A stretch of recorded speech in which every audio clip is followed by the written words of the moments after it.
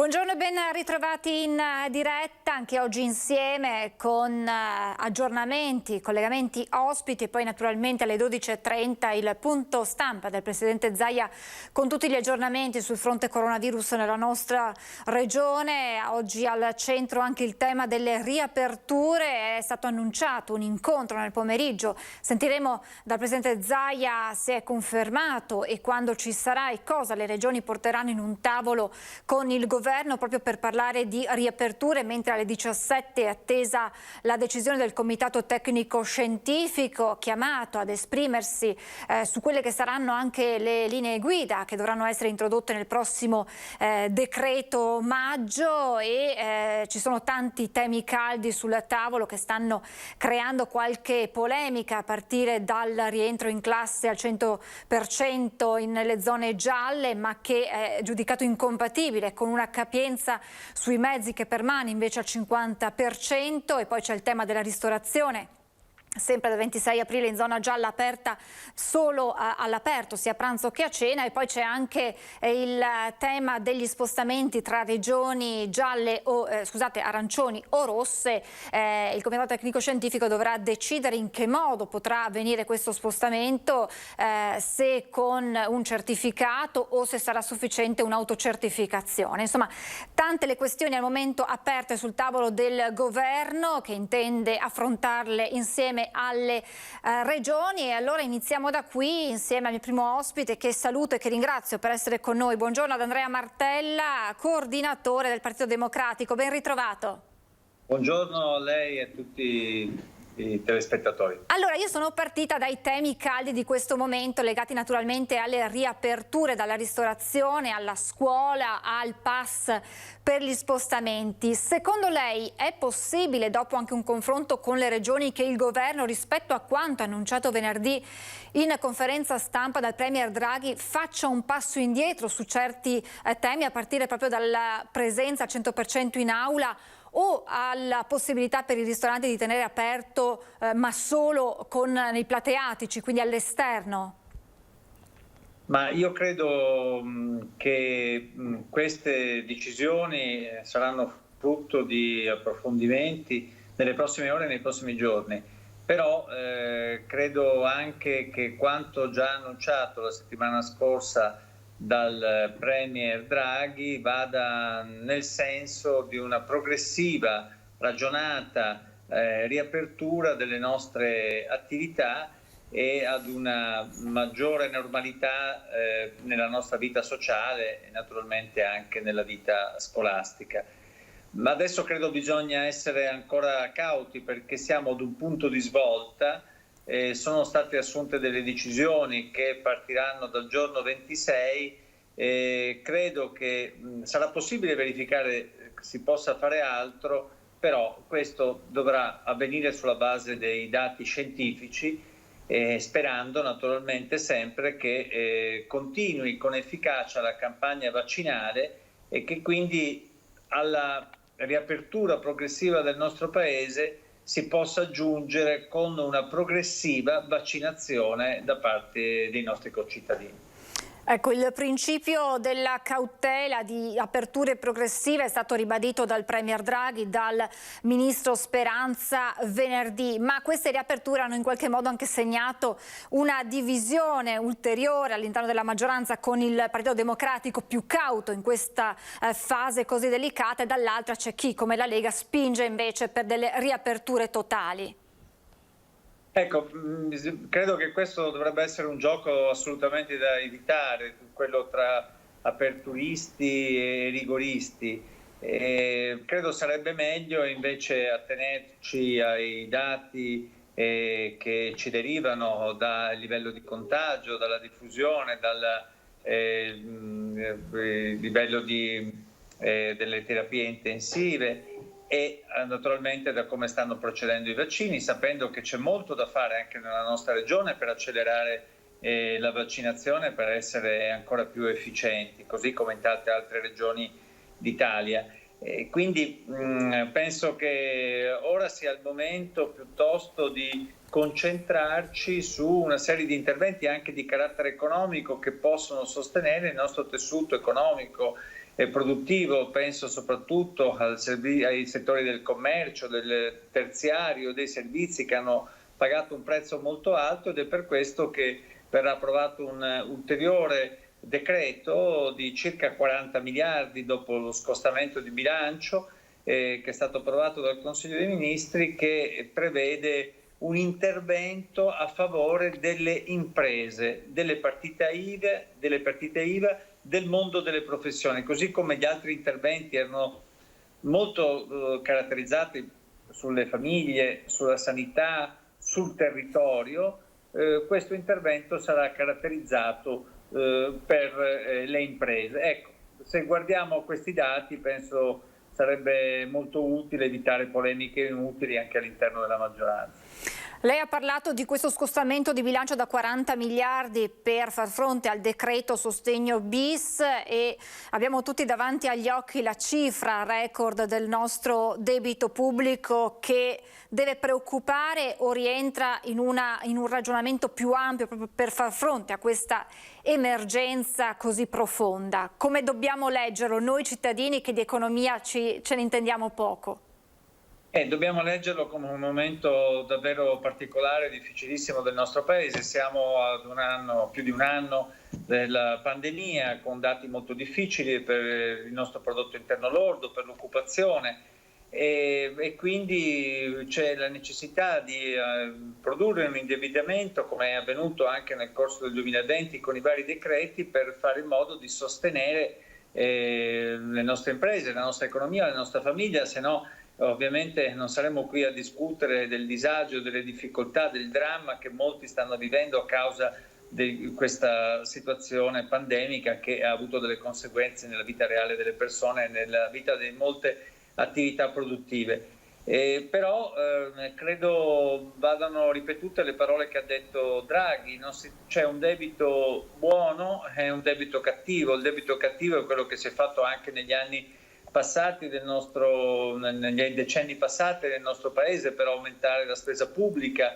e molto spesso per produrre dei danni. Ora questo debito che si fa serve per innescare, quando sarà possibile, la ripresa, e per incrociare queste risorse che vengono utilizzate con le altre risorse, che pure sono debito, del Next Generation EU, e cioè quelle risorse che ci vengono dall'Europa per fare in modo che il nostro Paese possa avere una nuova stagione di sviluppo e che possa cambiare, perché, come ci siamo già detti in altre occasioni, non è che potremo ritornare al 2019, ma dovremo cambiare il nostro sistema di sviluppo. Penso all'economia digitale, a quella verde, alla formazione, agli investimenti in infrastrutture. Ecco, queste risorse servono per far partire questo cambiamento del nostro Paese.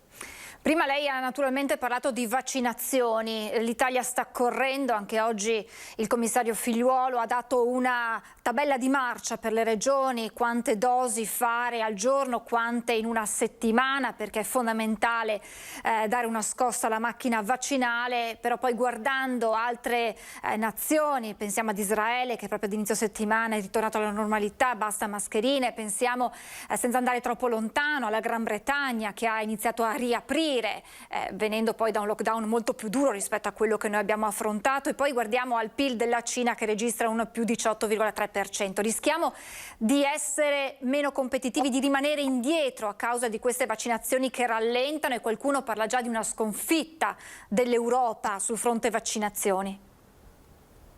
Dovrebbe citare anche i dati della Francia e della Germania, dove purtroppo, come si sta vedendo, le cose sono ancora più difficili che da noi, e si annunciano, in parte si stanno già praticando, misure restrittive ancora più forti. È vero, la Gran Bretagna è fuori dall'Unione Europea, ha fatto a sé questa campagna di vaccinazione, e Israele è un paese più piccolo, con un altro modello sociale e di sicurezza, che ha raggiunto questo importante risultato. Noi non abbiamo ancora raggiunto quelle 500.000 vaccinazioni al giorno che avevamo detto si dovevano raggiungere entro il mese di aprile. C'è stato qualche ritardo con la fornitura delle dosi di vaccino, e qui vediamo quanto è difficile avere a che fare con i big pharma e quanto sia necessario quindi avere un sistema sanitario pubblico forte e in grado di programmare. C'è stato qualche ritardo da parte delle regioni sull'individuazione innanzitutto delle categorie più fragili per anzianità e per situazioni pregresse di malattia. Adesso si deve procedere in questo modo, anche qui non ci vogliono tanti annunci, ci vuole un'intensificazione della campagna vaccinale, perché non c'è dubbio che noi usciremo da questa pandemia solo quando avremo raggiunto l'immunità di gregge. Dovranno arrivare altri vaccini. Io mi auguro che, andando incontro ad una stagione più bella, a una campagna di vaccinazione che funzioni, davvero il nostro paese possa ripartire. Non credo sia una scommessa persa, è ancora una scommessa da vincere e mi auguro che ce la faremo. Che deve essere assolutamente vinta. L'ultimissima domanda, poi la lascio andare ai suoi impegni. Noi ieri abbiamo fatto un po' un'inchiesta tra i nostri cittadini per capire un po' che pagella danno al governo Draghi, ed è arrivata qualche bocciatura da parte di chi si aspettava una rottura più significativa rispetto al passato. Ma ecco, chi si aspettava retoricamente chissà quali discontinuità, ha dovuto rendersi conto che i problemi da affrontare sono esattamente gli stessi: la campagna di vaccinazione, le risorse europee, naturalmente il sostegno e l'aiuto costante da dare ai nostri cittadini, alle famiglie e alle imprese, e tutti si sono dovuti rendere conto di quanto le difficoltà di prima fossero anche le difficoltà di oggi. Poi è nato questo governo in una situazione straordinaria per un appello del Presidente della Repubblica. Questo è un governo con una maggioranza più larga, ma anche con diciamo una maggioranza diciamo con grande diversità al proprio interno. È una situazione di emergenza quella che stiamo vivendo. Queste divisioni, queste diversità di vedute all'interno della maggioranza possono creare anche delle divisioni, ma io penso che attualmente non si possa che dare un giudizio positivo, un voto positivo, e naturalmente senza mai dimenticare che non siamo ancora usciti da questa situazione, che la guardia non va abbassata e che ci vuole la collaborazione da parte di tutti. Il governo assume un rischio ragionato, calcolato, come ha detto Draghi. C'è qualcuno che vorrebbe che questo rischio fosse ancora maggiore, meglio che così non avvenga. E l'altro aspetto è che da parte dei cittadini, da parte dei veneti, da parte di ognuno di noi continui a esserci un comportamento responsabile, perché se dopo il 26 la concepiremo come una possibilità di fare tutto come prima, questo rischio, che già è calcolato e ragionato, rischia di crescere in maniera esponenziale, e quindi ci vuole responsabilità da parte di tutti, da parte del governo e da parte naturalmente dei cittadini. Assolutamente da condividere quanto ha detto. Grazie davvero a Andrea Martella, coordinatore del Partito Democratico, grazie davvero e a presto per nuovi aggiornamenti. Buon lavoro. Grazie a voi, a presto. Naturalmente la responsabilità del governo, ma la responsabilità dei cittadini per questa nuova sfida dal 26 aprile. E adesso, se la regia me lo conferma, dovremmo avere in collegamento per inquadrare un po' la situazione nelle località balneari pronte a ripartire. Lo sappiamo, dal 15 maggio c'è la possibilità di riaprire, e allora ci si sta preparando, e ci si sta preparando anche con le prenotazioni, perché sia un'estate davvero diversa rispetto a quella vissuta l'anno scorso. Ne parliamo insieme al sindaco di Rosolina, Franco Vitale. Buongiorno sindaco. Buongiorno a tutti, grazie di questa intervista. Buongiorno. Grazie a lei per essere con noi. Allora, come vi state preparando? Possiamo dire che il 15 maggio ormai manca davvero poco, è tutto pronto a Rosolina per accogliere i turisti di casa nostra, ma si spera non solo di casa nostra. Allora, senz'altro è tutto pronto, ci sono tutti gli operatori in lavoro, c'è tanto entusiasmo, tanta voglia di ripresa, ma soprattutto la consapevolezza che questo sarà un importante momento di ricrescita, di sviluppo della nostra ripresa sull'economia di un settore molto importante come il turismo nel nostro comune, ma in tutto il territorio del Parco del Delta, grazie a un grande lavoro che è stato fatto in questi anni fra i comuni, ma soprattutto anche con tutti i sindaci della Costa Veneta. Voi avete una spiaggia molto grande che vi permetterà, immaginiamo, di senza grosse difficoltà rispettare quelle che saranno le linee guida previste per il vostro settore. Ci si sta già organizzando, già attrezzando, sarà davvero tutto pronto per il 15 maggio? La vostra volontà è quella di riaprire per questa data? Allora, la nostra volontà è quella di riaprire, come dicevo prima, con grande entusiasmo e soprattutto siamo fortunati perché, come diceva lei, il nostro litorale ha una costa molto profonda, quindi non ci sono problemi di spazi per i distanziamenti e questo è un punto di forza per la nostra spiaggia di Rosolina Mare, che già la scorsa estate ha dato prova di essere un territorio che può dare accoglienza, ma soprattutto molta sicurezza rispetto alle normative Covid. Che riscontri avete, Sindaco, in questo momento sul fronte prenotazioni? C'è stata un'impennata, leggiamo in alcune località, che si è registrato da quando insomma il Premier Draghi ha annunciato questa sorta dal 26 aprile di rinascita per quelle regioni i cui dati lo permetteranno. Avete visto appunto crescere le prenotazioni e quindi c'è ottimismo per la prossima estate da questo punto di vista? Ecco, da questo punto di vista c'è molto ottimismo proprio dopo il decreto Draghi, ma soprattutto c'è, avendo la scorsa estate molti turisti, avendo conosciuto la nostra spiaggia, il nostro territorio, hanno riconfermato le richieste. Adesso quello che si sente la necessità di avere è avere una linea guida precisa e dettagliata per quello che potranno essere i colori delle varie regioni, sia a livello nazionale e sia anche la normativa che regolamenterà il turista che arriva dall'estero. Quindi le nostre agenzie stanno già lavorando proprio nel dare informazioni e molte sono le informazioni che vengono richieste. Quindi questo ci fa ben sperare proprio perché il territorio lo permette. Ecco, lei ha toccato un punto molto importante.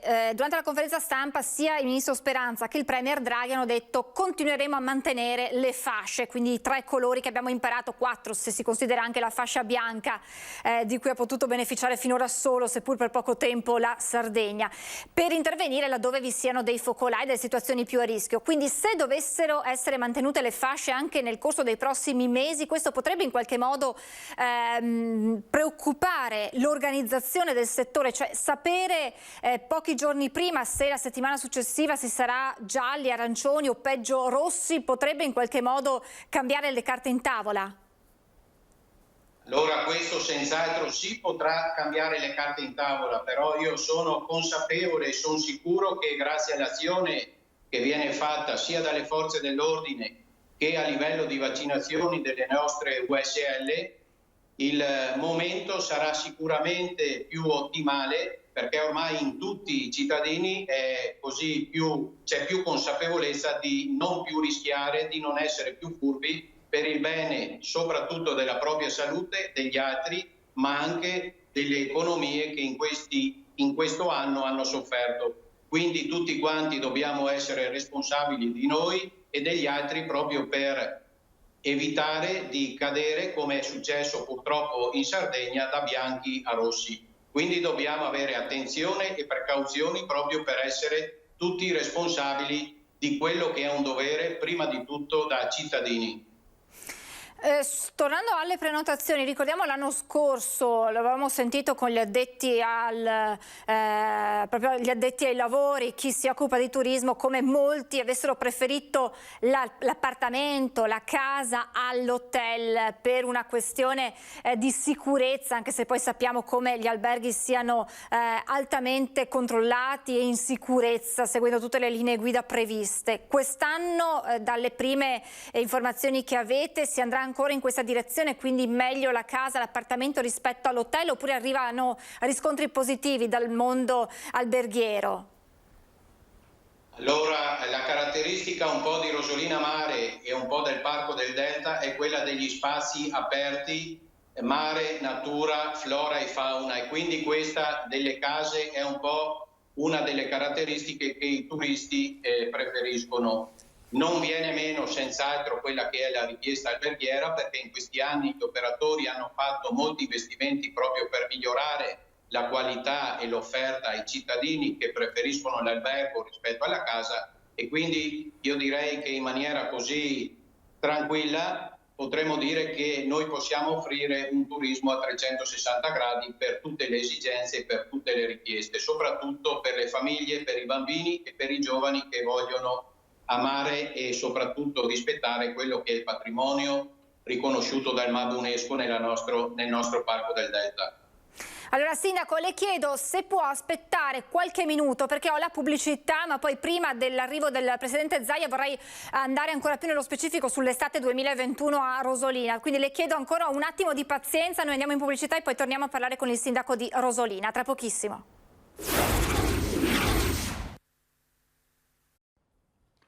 Rieccoci in diretta, tra pochi minuti la conferenza stampa del Presidente Zaia, come sempre in diretta. Stavamo parlando con il sindaco di Rosolina, Franco Vitale, di questa ripartenza delle località di mare per l'estate 2021. Sindaco, le chiedevo, voi avete un turismo locale, di casa italiano, ma avete anche un turismo storico che arriva dall'Europa, dalla Germania soprattutto. Temete che ci sia un calo come registrato l'anno scorso, anche a causa delle vaccinazioni che vanno un po' a rilento, a causa di possibili pass, certificati che saranno necessari per spostarsi, o pensate, insomma, siete ottimisti che la campagna vaccinale andrà avanti e che l'estate possa aprire le porte anche al turismo europeo? Allora, caratteristica della gente di mare è sempre quella di essere ottimista, e io lo sono perché sono sicuro che uno sprint finale ci sarà proprio nella campagna vaccinale che si sta facendo e che si stanno adoperando tutti i medici e tutte le unità sanitarie locali. Sicuramente il turismo straniero vorrà delle certezze, e questo sono sicuro che con la spinta del governo Draghi darà delle certezze maggiori, perché ormai abbiamo capito che filando su quello che è un discorso di sicurezza, i turisti hanno voglia di mare, di libertà, ma soprattutto di tanta sicurezza dal punto di vista sanitario, e in questo momento lo sforzo da parte di tutti i medici e di tutti gli operatori sanitari è in atto, e quindi faremo uno sprint che garantirà l'estate al mare su tutti i nostri litorali. Lei prima parlava del territorio che vi caratterizza, quindi questo contatto con la natura, questi spazi aperti, questo turismo in qualche modo sostenibile. Potrebbe essere un punto di forza per Rosolina per quest'estate?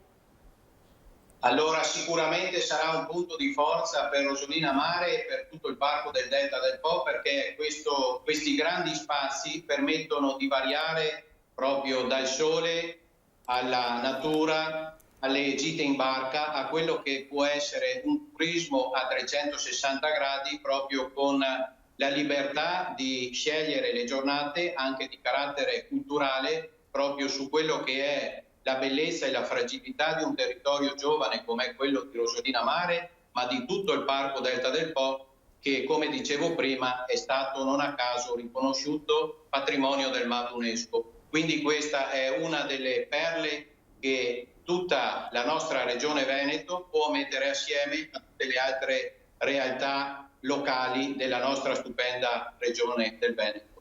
Ecco, il gioco di squadra messo in campo da tutti i sindaci del litorale è stato fondamentale in questa partita, sindaco? Allora, io ho sempre sostenuto e ho sempre apprezzato quello che è stato il lavoro del gioco di squadra fatto da tutti i sindaci della Costa Veneta, e a questo devo dare il mio merito al sindaco di Pasqualino Codognotto, che ha sempre... Come? Di San Stino di Livenza? San Michele Tagliamento? Ho sbagliato.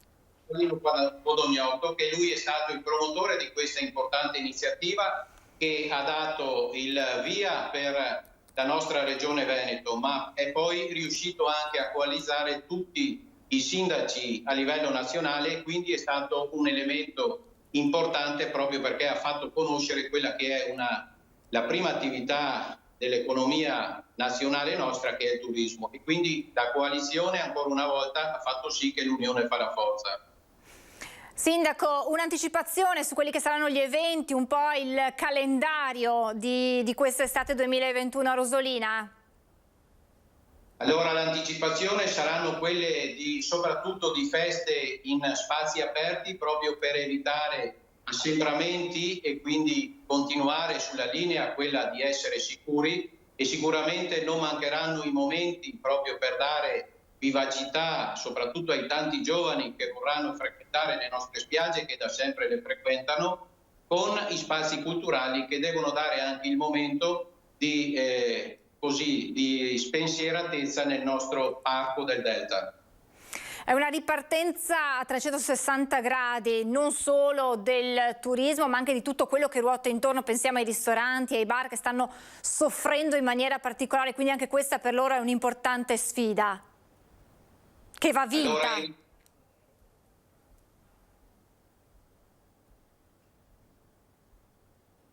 si è interrotto non l'abbiamo più vista per un attimo, adesso sì, prego sindaco. Ecco, sicuramente quella che è la spinta della ristorazione sarà uno dei motori che andranno ad aiutare questa ripresa, perché proprio da parte di tutta la ristorazione locale sempre più c'è la consapevolezza di poter offrire, ma soprattutto garantire prodotti a chilometro zero, proprio perché abbiamo un territorio che lo permette, quindi sia a livello della quella che è l'offerta a livello di pesca, ma soprattutto anche a quelli che sono i prodotti della nostra orticoltura, sono uno degli elementi chiavi che fanno gustare il palato ai turisti che visitano il nostro territorio. Quindi un elemento molto importante che dà garanzia di qualità al nostro territorio. Grazie davvero sindaco, grazie, e naturalmente buon lavoro per questi mesi impegnativi, ma che sicuramente segneranno un punto importante per la ripartenza. Grazie a Franco Vitale, sindaco di Rosolina, a presto e buon lavoro.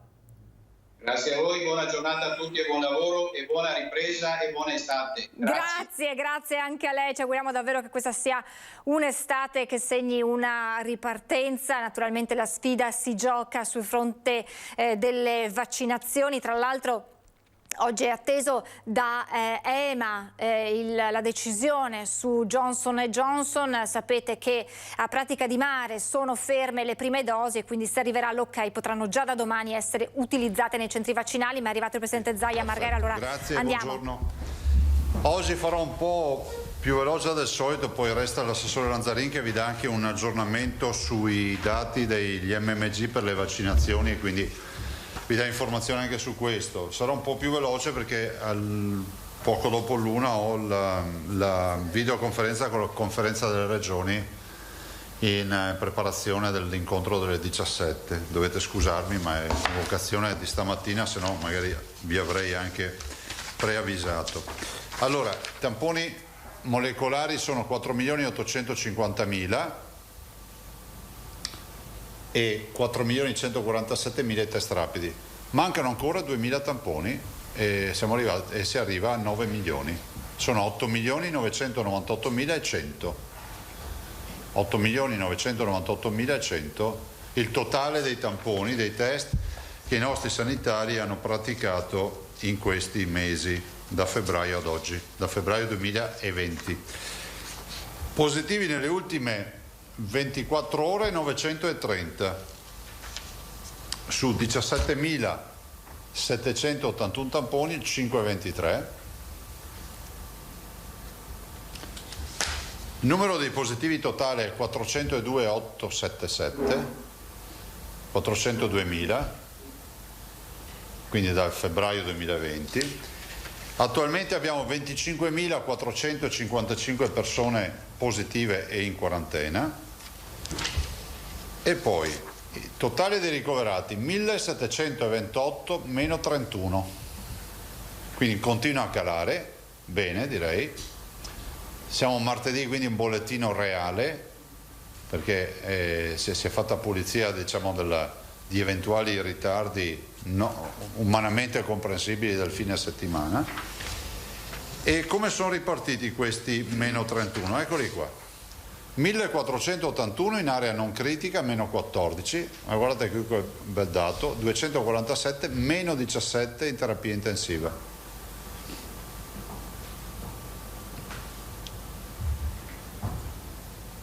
Quindi vedete, c'è il dato che se si confermasse si dà anche una direzione che è quella di diffondere un minimo di tranquillità per i cittadini e per le aperture. Totale dei pazienti in terapia intensiva non Covid e Covid sono 527, sono 280 non Covid e 247 Covid. Decessi sono più 28 nelle ultime 24 ore. I dimessi dall'ospedale guariti sono quasi 20.000, 19.771. Bene, c'è molto dibattito, come sapete, in queste ore rispetto alle aperture, perché c'è in corso una stesura definitiva del decreto. Oggi avremo questa riunione dei presidenti di regione già verso l'una e mezza, per fare un punto della situazione, per poi incontrare appunto il governo alle 17. Avete compreso dalle mie dichiarazioni di ieri, ma anche quelle dei colleghi a livello nazionale, che uno dei punti nevralgici è quello dei trasporti, non direi della scuola, è dei trasporti. E dei trasporti perché? Perché non può passare l'idea, siccome qualcuno la vorrebbe far passare, che non ci siamo organizzati. No, qua non c'è un problema di organizzarsi, è impossibile trovare sul mercato tutti questi mezzi, ma sia su gomma che su rotaia. Vorrei ricordarvi che nonostante il nostro accordo con Trenitalia di oltre €1 miliardo per la fornitura dei treni, anche quei treni arrivano, diciamo, in maniera più diluita rispetto alle forniture che avevamo in mente di avere. Questo per dire cosa? Per dire che vi ricordo un dato importante, che noi abbiamo 2.400 mezzi di base, fanno 27.000 corse al giorno. A questi, proprio in virtù dell'apertura della scuola e la riduzione al 50% della capienza, ne abbiamo aggiunti 500 di privati. Bus, scusami. Quindi dai 2004 siamo passati ai 2009. E abbiamo anche assunto 130 persone per i famosi steward, per un po', come si può dire, dirigere il traffico. Questo è lo scenario: 50% di capienza degli autobus, 50% di didattica a distanza o didattica in presenza. Lo scenario nuovo cosa prevede? 50% di capienza degli autobus, quindi resta fermo il 50%, cioè metà capienza, 100% didattica in presenza. Qual è il fabbisogno nuovo? Più 1.000 autobus, quindi dai 2.009 si dovrebbe andare ai 3.009. Capite che sul mercato non ci sono. Allora sarà la posizione che porto io in discussione oggi, ma che vi ho un po' anticipato in queste ore? Abbiamo poche leve, no? La prima leva è quella di non aprire la scuola, direi da abbandonare. Noi siamo per ripartire.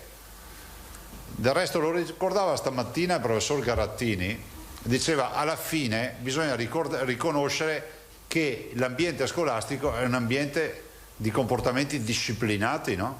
i ragazzi portano la mascherina, hanno un distanziamento, si possono arieggiare le aule perché comunque arriva la bella stagione. Anche quando andavamo noi a scuola, la primavera era proprio l'apertura delle finestre, no? Se vi ricordate a scuola.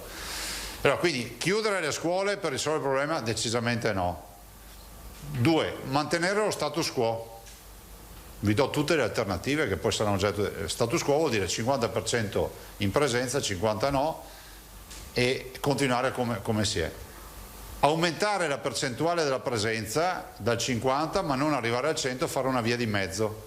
Cioè una via di sostenibilità, definiamola. Io non vi so dire quale sia per i colleghi la sostenibilità. Questa è la terza via. Quarta via,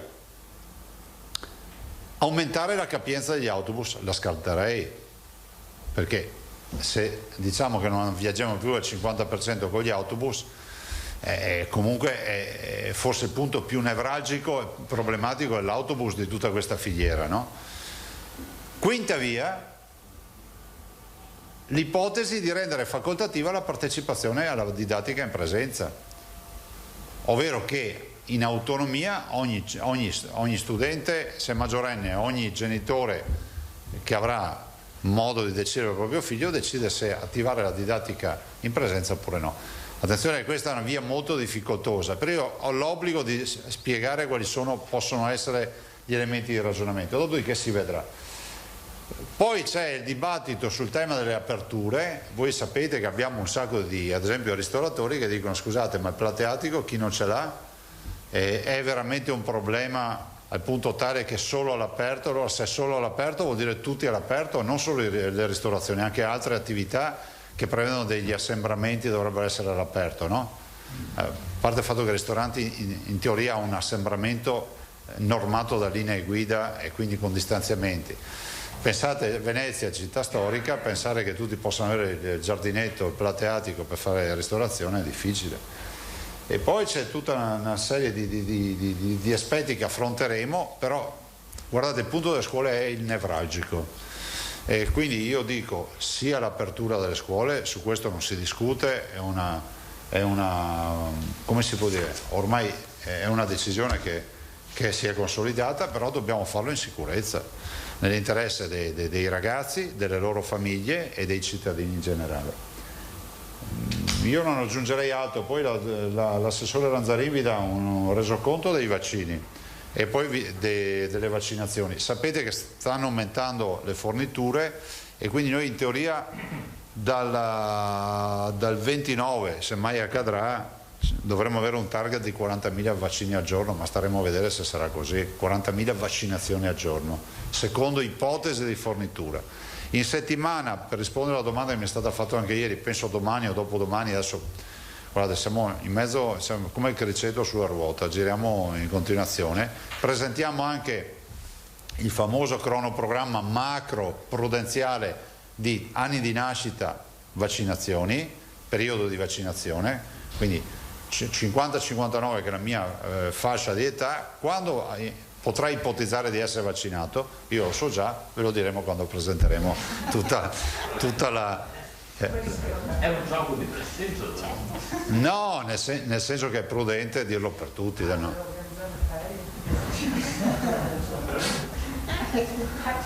Vabbè, ma insomma, la vaccinazione della nostra fascia di età, Alda, io penso che minimo durerà almeno 4 settimane. Quindi uno o ci va prima o ci va dopo, se ci va. Boh. Grazie Presidente. Vi dico che se siamo bravi, come del resto siamo noi veneti, io spero che in 2 settimane e mezza finiamo anche gli over 70, perché vedo i direttori che ringrazio, ovviamente assieme a tutto il personale, insomma noi le siringhe le sappiamo usare, questo l'ho capito. Quindi le vaccinazioni stanno andando molto bene, anche oggi siamo i primi in Italia, 93,3%, fra l'altro il bollettino non è neanche aggiornato, di magazzino inoculato. Considerate che noi abbiamo parcheggiato Moderna in via Prudenziale, non la sta neanche toccando, adesso ne abbiamo 58.000, 48. 33.000 che sono arrivati ieri, ne abbiamo 53.000 parcheggiate perché siamo terrorizzati di non averle per i richiami. Sì, Moderna. Dopo l'assessore vi do tutti i dati, è giusto che li dia lei. Se avete domande poi io vado su. Allora mi sembrava ci fosse prenotato Tosato. Poi... Scusate, vi dico una roba se poi me la dimentico. Questa mattina in giunta mi ha fatto una delibera e ufficialmente, in virtù anche della firma che ha fatto, che viene da Palazzo Chigi, il nuovo commissario per Vaia è il dottor Ugo Soragni, uomo del Ministero dei Beni Culturali, è stato, insomma, persona che conosce le procedure, e quindi voi sapete che quella volta io ho negoziato 1 miliardo di euro in 3 anni per Vaia, adesso siamo all'ultima annualità e si procederà. Sto un po' dismettendo i commissariamenti dopo averli avviati, e ringrazio tutti quelli che hanno lavorato con me, siamo ancora qui perché non ce la faccio oggettivamente, sono troppi fronti aperti e sono cose che vanno seguite giorno dopo giorno, però il lavoro che è stato fatto è un lavoro strepitoso su Vaia, c'è questo da dire, quindi ringrazio tutti i soggetti attuatori, tutti che hanno lavorato, l'assessore Buttacin che ha seguito in particolar modo tutte le fasi del dissesto idrogeologico e altro, insomma direi bene, abbiamo fatto un grande lavoro, un giorno presenteremo tutte le opere. Prego. Tosato, poi Guidone, Vanzan e poi vediamo. Sì, Presidente, buongiorno. Ci ha elencato le varie opzioni per i trasporti scolastici, però non ci ha detto con quale posizione lei si presenterà alla conferenza. No, ve l'ho detto anche ieri, noi andiamo a ragionare tutti assieme, noi abbiamo un ottimo rapporto tra Presidenti di Regione, troveremo la soluzione migliore. Sinceramente io ci vedo 2 forse prioritarie, che o ridurre il 100%, diciamo, a una sostenibilità, che arrivi a un livello più sostenibile dal punto di vista trasportistico, ma dovremmo oppure pensare di puntare all'aspetto della facoltatività della presenza, come fa la Puglia ad esempio. La Puglia fa questo, lo fa da mesi, però sentite, sono solo 2 idee, siamo ancora al blocco di marmo, ancora senza scalpellate. E per quanto riguarda invece i ristoratori privi di plateatico? Bisogna risolvere il problema. Sì, certo, ma in che modo?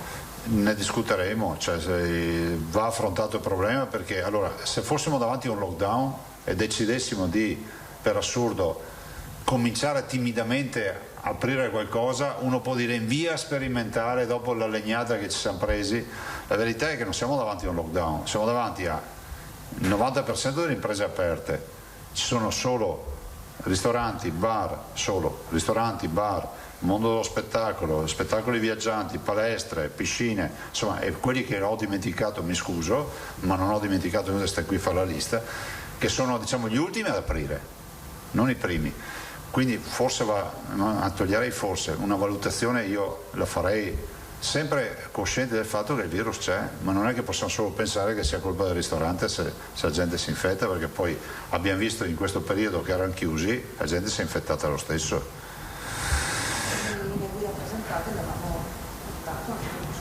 Sì, ha ragione, mi ricordava l'assessore, noi nelle linee guida avevamo optato per un'apertura magari prudenziale con un distanziamento maggiore dentro nei ristoranti di questa prima fase, sì, dei 2 metri, ma si tentava. Avevamo previsto 1 metro estendibile fino ai 2 metri se nei scenari più critici, quindi non so, la zona rossa, la zona arancione, la distanza tra tavoli poteva essere fino ai 2 metri come da previsione in base a circolare variante inglese, e l'apertura delle finestre. Questo ci sembrava l'obbligo di mantenere aperte le finestre, salvo insomma che chiaramente condizioni meteorologiche.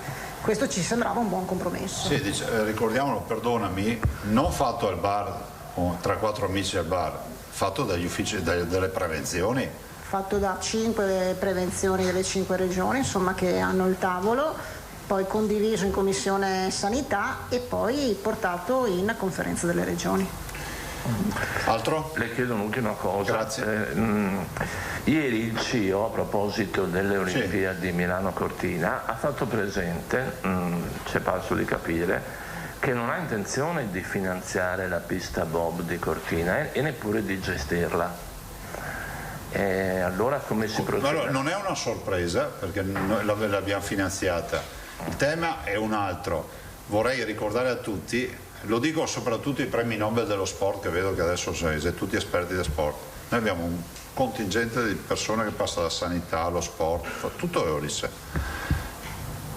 Cortina porta a casa le Olimpiadi in virtù di un dossier dove il punto di riferimento è il bob. Cioè, che qualcuno faccia passare l'idea che il bob è una sorpresa, e neanche non mi va che qualcuno possa pensare che ci inventiamo le opere per andare a rubare, perché con me non attacca sta musica.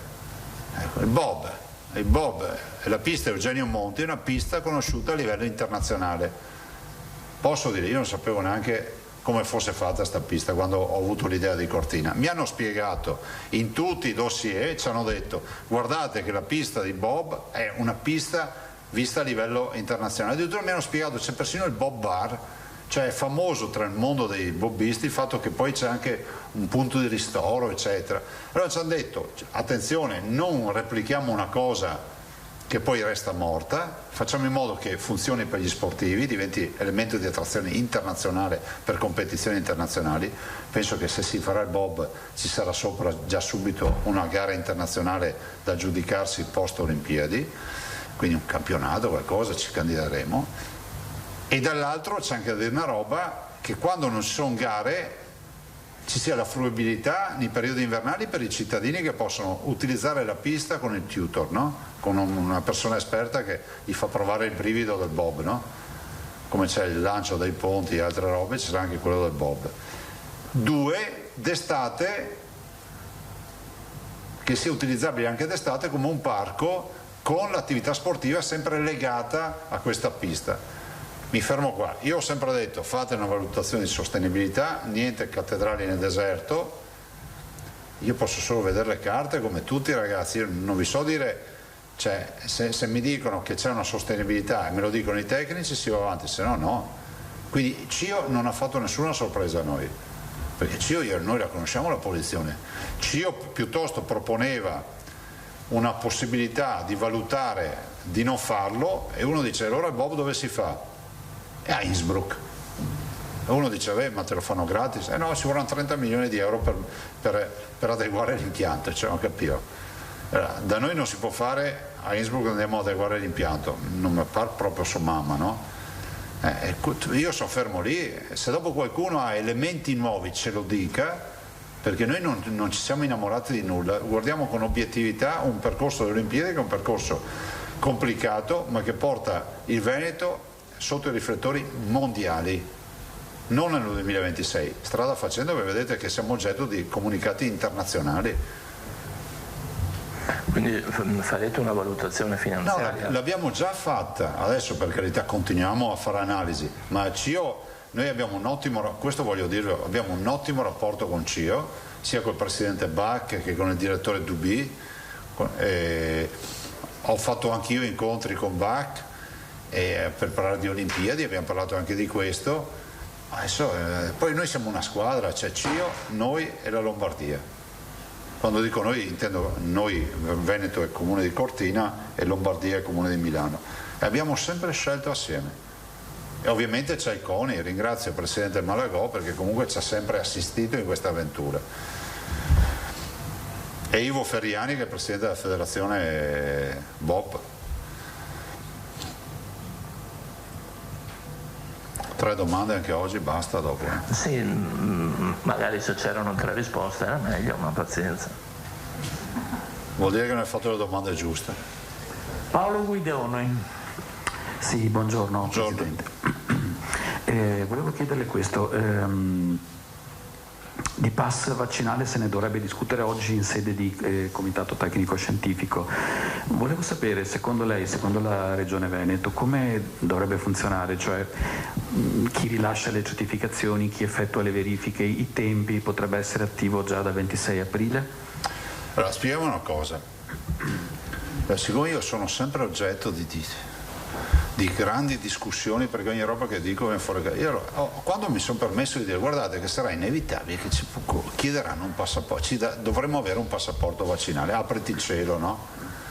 Confermo che la vaccinazione è volontaria e confermo anche che è discriminatorio un provvedimento che ti impone il documento, però è altrettanto vero che senza questo documento non vai in tutte le parti del mondo dove vorresti andare. giusto?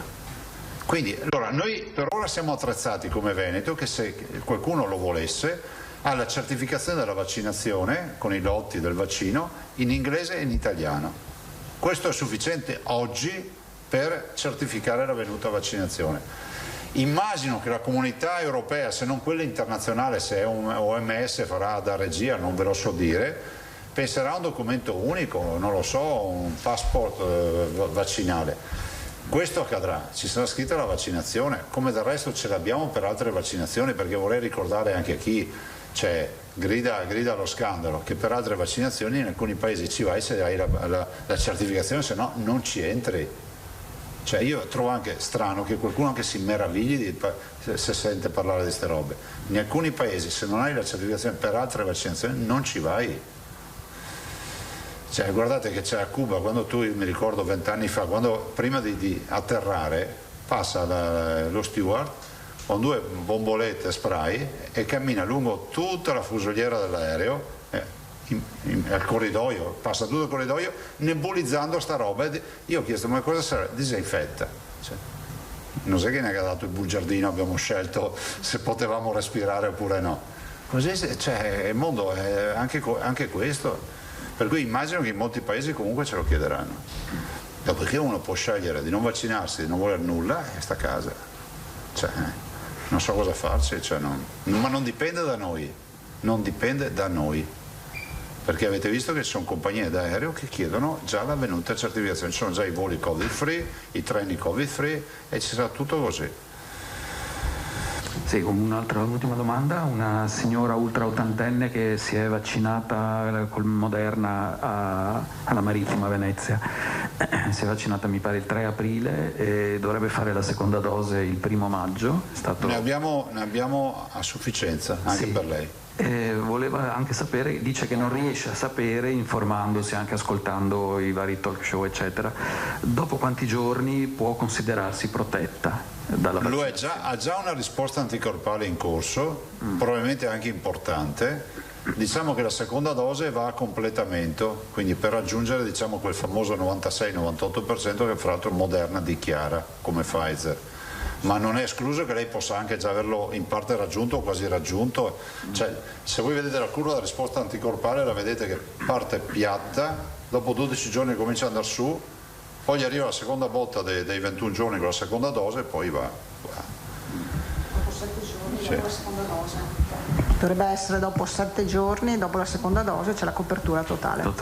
Però non è escluso che lei già ce l'abbia, anche prima. Se uno è un fisico che produce. Grazie. Prego. Alda Vanzan. Visto che ha poco tempo, le domande sui vaccini le passo all'assessore? Grazie. Bene, allora TPL scuola. A settembre, quando la scuola venne riaperta, la capienza dei treni e degli autobus era al 100% e nonostante ci fu il protocollo, tutte le regole. È proprio escluso di ritornare come a settembre, perché da settembre a dicembre i ragazzi erano in autobus ed erano in treno a capienza normale. Lo so, ho l'impressione che oggi sia più difficoltoso, anche per per una aumentata sensibilità rispetto a questo. Giustamente siamo venuti fuori, dal rullo compressore, no? Noi sono stati mesi difficili, dicembre e poi la terza ondata, non è escluso che se ne esca anche con velocità nonostante i dati siano buoni, però lo escluderei. Ok, e c'è la possibilità invece tra le varie ipotesi, lei ne ha avanzate 5, che ce ne sia una sesta, tipo mandiamo a scuola i più piccoli, parliamo delle superiori ovviamente perché gli altri sono già tutti in classe, e quelli della quinta che hanno gli esami? Questa la escluderei proprio. Quindi tutti in classe, ragazzi? Cioè non può esserci una differenziazione? No, perché c'è una norma nazionale che proprio impone il fatto di riaprire tutte le scuole. Pensare che rivedano questa norma la vedo difficile. Potrebbero semplicemente o ritoccare la percentuale o rendere facoltativa la partecipazione. Non è una proposta che avanzerete voi comunque questa? No, a me non risulta che ci siano colleghi che dopo se qualcuno la propone verrà valutata. La situazione è nettamente migliorata, ha mostrato i dati del calo delle terapie intensive, però abbiamo un'incidenza del 5,23%, legata al fatto che ci sono stati fatti meno tamponi? Sì, e poi c'è un altro, vedi, adesso ragioniamo in una maniera giusta, no? In questa fase storica, guardiamo l'incidenza, invece in altri mesi fa ci massacravano per il numero di tamponi, no? Per il numero di positivi. Sì, però considerate che quando vedete in Veneto pochi tamponi, pochi, sono 17.000 anche oggi, sostanzialmente sono tutti tamponi mirati, cioè non è lo screening perché se poi voi andate ai Covid Point non vediamo tutti queste macchine schierate e quindi vuol dire che il contact tracing si sta fermando attorno a, diciamo, dei cerchi ristretti. E l'ultima cosa, Presidente, visto che la situazione sta migliorando, incrociando le dita ovviamente, avete in mente di riaprire l'attività programmata, le visite specialistiche, la radiologia, l'oculistica, sì, perché siamo in fase le TAC, 3. le risonanze, perché c'è gente con priorità che era tipo 30 giorni, mi pare sia 30 o 60 la D, che però è ampiamente stato superato quel sì, dopo l'assessore vi dà informazione, così vi informa anche di questo. Assolutamente sì, perché siamo di fatto il Veneto in fase 3, cioè è nella fase meno problematica e se viene confermata si sblocca tutto. Ma questione di dopo in settimana. Ok, grazie. Prego. Speriamo di dare l'ok in settimana a questo sblocco. Tanto è vero che in una delle prossime riunioni dovremmo anche decidere, ne abbiamo già parlato. Tocca a Milva Andriolli. Salve Presidente, apro una parentesi velocissima visti i tempi, la questione ACC di Mella, c'è l'incontro in contemporanea adesso con la sottosegretaria Todde che gestisce i tavoli di crisi, il 23 è convocato il tavolo con il ministro Giorgetti, l'attenzione è su un piano industriale, su questa proposta di modello Corneliani per rilanciare un'azienda che rischia di scomparire, sono 300 posti di lavoro nel Bellunese, 470 a Embraco. Alla Embraco, per quel che rappresenta anche come sul territorio nella provincia bellunese. È un'attenzione, il fascicolo è sul tavolo del governo e anche sul tavolo del Presidente Zaia. Con che attenzione e con quali prospettive? Attenzione massima, perché l'abbiamo sempre seguita, e vorrei anche ricordare che se oggi parliamo di ACC è perché la Regione c'è stata anche in passato, questo va ricordato. E oggi il vero tema è trovare il partner industriale ed è esattamente il ragionamento che è uscito dall'incontro con il ministro Giorgetti qualche giorno fa assieme al presidente Cirio e ai due nostri assessori.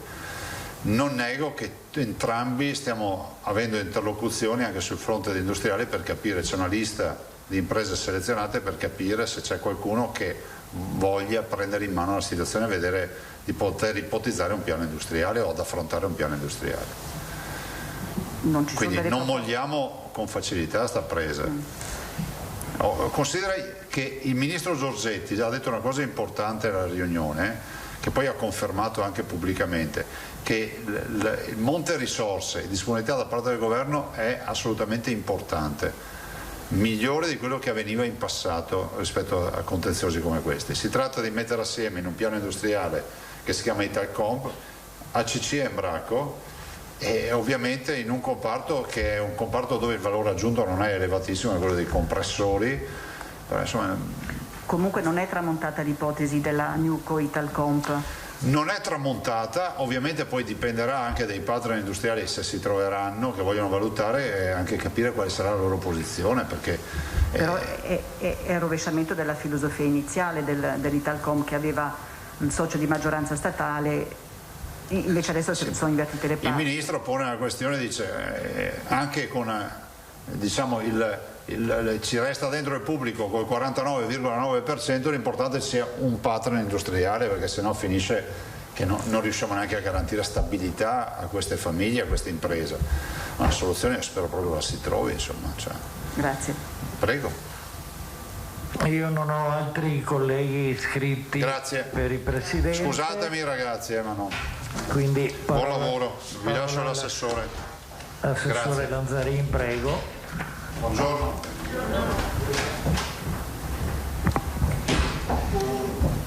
Allora, buongiorno, facciamo un po' il punto sulla vaccinazione, visto che non abbiamo dato nessun numero, e poi se ci sono qualche domanda. Allora, Ieri abbiamo somministrato 23.347.000 dosi e siamo al 91,4% degli over 80. Già ieri si diceva che per quanto ci riguarda è chiusa, insomma, a parte i domicilio che stanno facendo questa settimana, e quindi chiaramente sono le persone a domicilio, quella che è il target degli over 80. Rispetto alle persone che ieri è stato detto non sono rintracciabili e quant'altro, anche stamattina nella riunione con i direttori generali abbiamo detto tenete comunque aperto, eventualmente annunciato che se uno si presenta, tanto quanti saranno perché sono rimasti fuori, insomma possono presentarsi tipo nel fine settimana. Adesso ogni USL insomma decideranno se è in modo che uno in maniera autonoma insomma è ad accesso libero, se queste persone insomma che sono rimaste fuori, che riteniamo insomma che siano effettivamente poche, possono, se vogliono, insomma ancora insomma presentarsi nei centri vaccinali anche se non hanno prenotato, sono over 80 insomma e vaccinarsi. Continua invece tutto il discorso a domicilio. Noi continuiamo con i 2 target, quindi chiusi gli over 80, 70, 79 anni, quindi gli over 70, che sono fatti sia dai medici di medicina generale, dopo vi dico i dati che abbiamo aggiornati ad oggi sui medici di medicina generale, sia all'interno dei centri vaccinali. E quindi continuiamo e come diceva il Presidente prevediamo di riuscire a chiudere anche questo target nell'arco di 2 settimane insomma circa, proprio perché la vaccinazione viene fatta in contemporanea sia da noi che dai medici di medicina generale. Vi do il dato dei medici di medicina generale, visto che è un dato. Ci risultano, però poi insomma possono esserci anche degli errori o qualche dato che non è stato caricato, però insomma ci risultano ad oggi effettuati dai medici di medicina generale, sia all'interno dei loro ambulatori, sia quelli che li hanno fatti nelle medicine di gruppo integrato, sia quelli che li hanno fatti all'interno dei nostri centri vaccinali, sono stati messi a disposizione degli spazi per farli all'interno dei centri vaccinali, ci risultano essere stati fatti 39.000 somministrazioni. E ad oggi ci risultano che i medici di medicina generale che stanno vaccinando in un modo o nell'altro, i 2 modi che dicevo prima, sono 1161, 3.000, dovrebbero essere 3.008 per l'esattezza, gli MMG oggi in Veneto, quindi su 3.008, 1.161 stanno vaccinando. Gli altri allora mi dicono che c'è una forte adesione, quindi hanno già aderito, si stanno organizzando. Può esserci qualche unità può esserci qualche domani, la dottoressa Ghiotto ha un incontro proprio in video con tutti i distretti per le cure primarie, per capire se ci sono degli inghippi, qualcosa, proprio per cercare anche di aumentare questo numero. Però insomma voi sapete sono comunque dei partner, dei collaboratori molto importanti. Il Presidente citava il dato delle 40.000 dosi giornaliere il 29 su diciamo così, insomma, uno specchietto che il commissario Figliuolo ha mandato alle regioni rispetto agli arrivi e tarando quindi per ogni singola regione quella che deve essere le somministrazioni giornaliere dal 19 di aprile fino al 29. Cioè noi partiamo dal 19-22 con 25.000 circa somministrazioni al giorno, per arrivare, secondo sempre le indicazioni insomma, che ci dice il commissario, il 29 di aprile alle 40.000, secondo il commissario, vaccinazioni al giorno in Veneto, che porterebbero i famosi 500.000 a livello nazionale.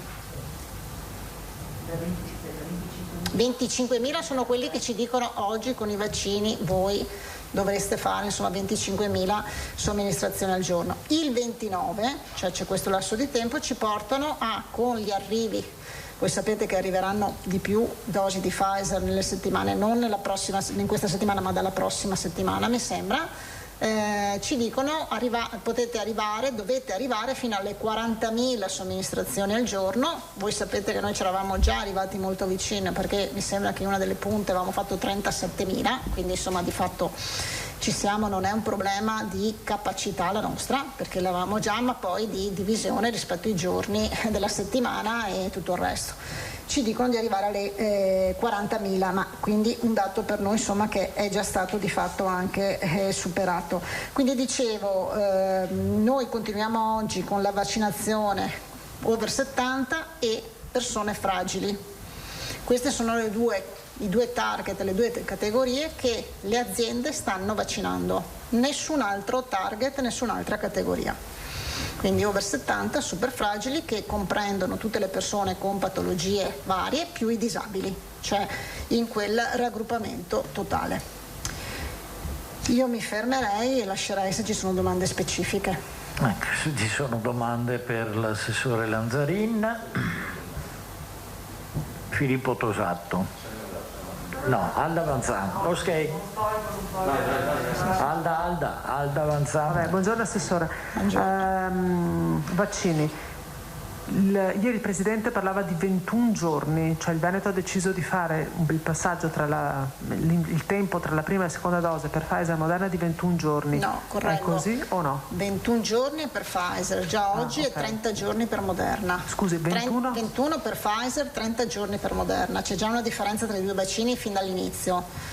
Voi sapete che c'è la nuova circolare che insomma di una settimana e mezza fa, che porta fino a un massimo per entrambi, quindi non c'è più una suddivisione, a 42 giorni.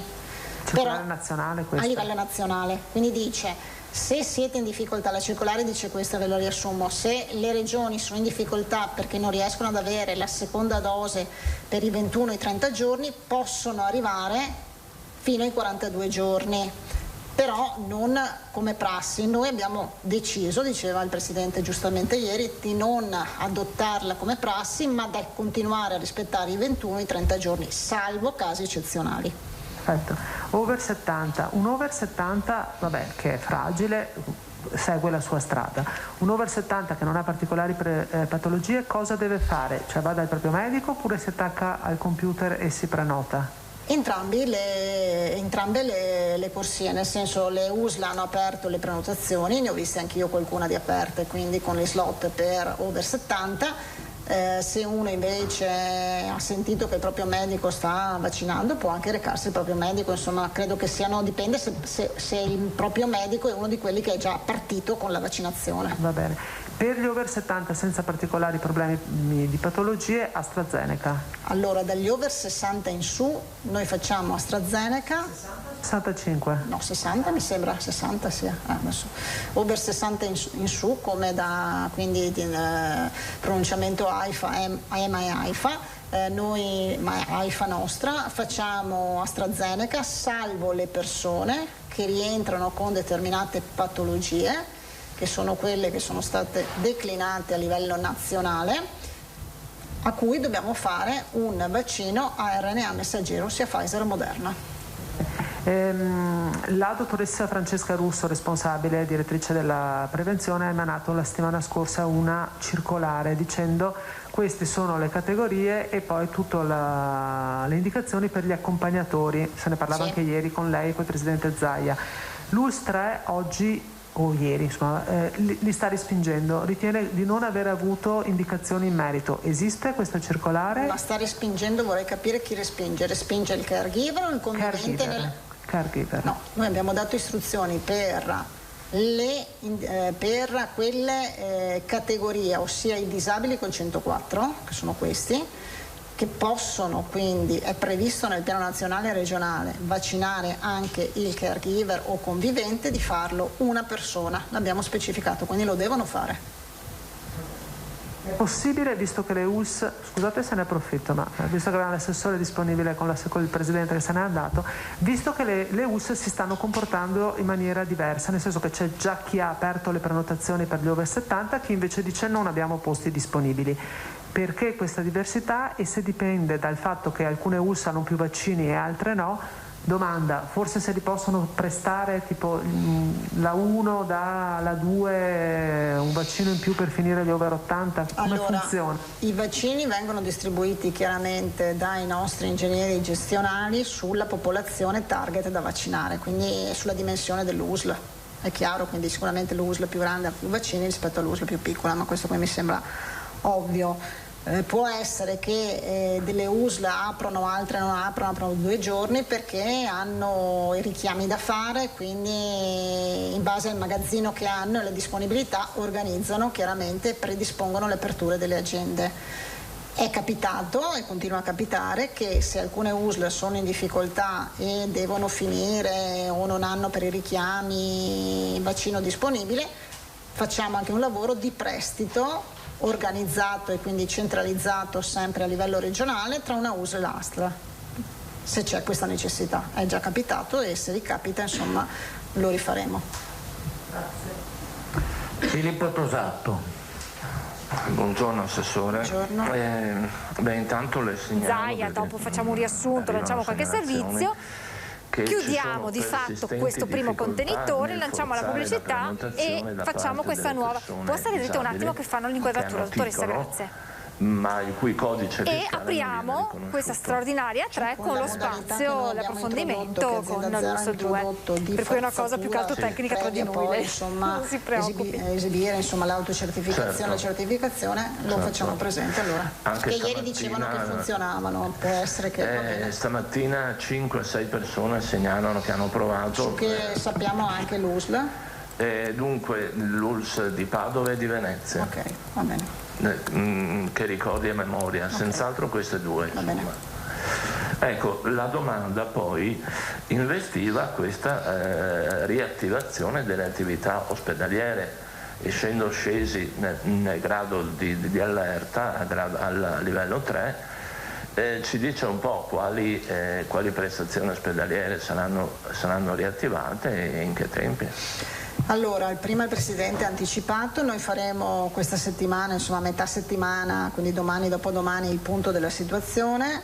Sapete che come da piano previsto quando scattavano le varie fasi, quindi fase 4, fase 3 avanzata, fase 4, e come avevamo già fatto in entrambe la prima e la seconda ondata, abbiamo sospeso le attività ospedaliere e ambulatoriali non urgenti ed emergenti, quindi le attività anche chirurgiche programmate di elezioni e le attività invece legate ambulatoriale alla specialistica, che è prevista quella a 30 e a 60 giorni, perché abbiamo invece mantenuto, come in tutte le fasi, quelle a 24 ore e a 10 giorni.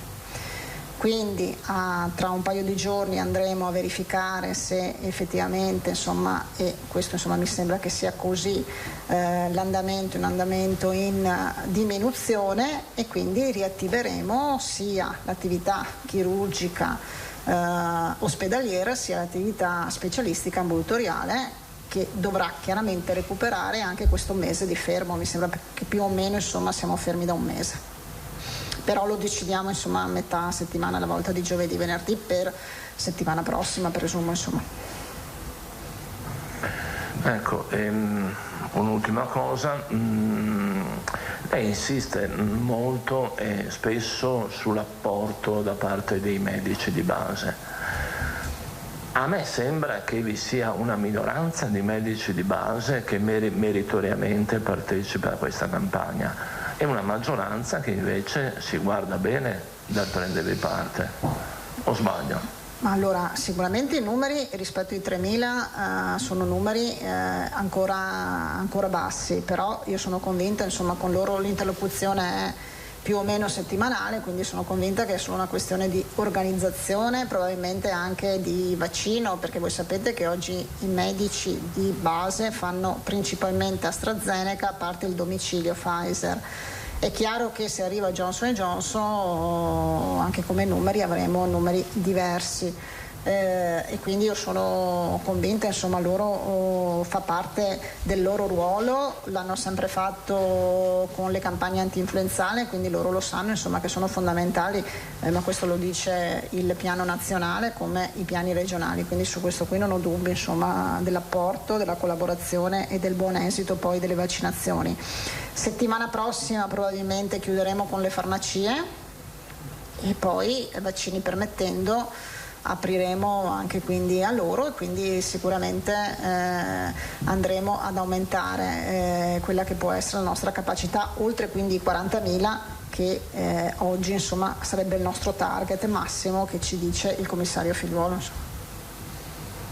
Grazie. Se non ci sono altri colleghi per l'assessore Lanzarin, chiudiamo qui il punto stampa di oggi. Grazie. Il Presidente prima ha parlato del 93,3% delle dosi inoculate. No, il Presidente parlava che noi risultiamo primi in classifica nazionale sulle dosi somministrate inoculate rispetto a quelle consegnate. Ricevute. Sì, ricevute. Quindi abbiamo consumato il 93,3% di quanto ricevuto oggi in Regione Veneto. Il magazzino? Sì. Noi oggi, vi dico il dato di oggi, quindi insomma vedete in magazzino noi oggi abbiamo un totale di 113.000 dosi che comprendono 28.000 di Pfizer, 53.000 di Moderna e 32.000 di AstraZeneca. Vi ho dato i numeri.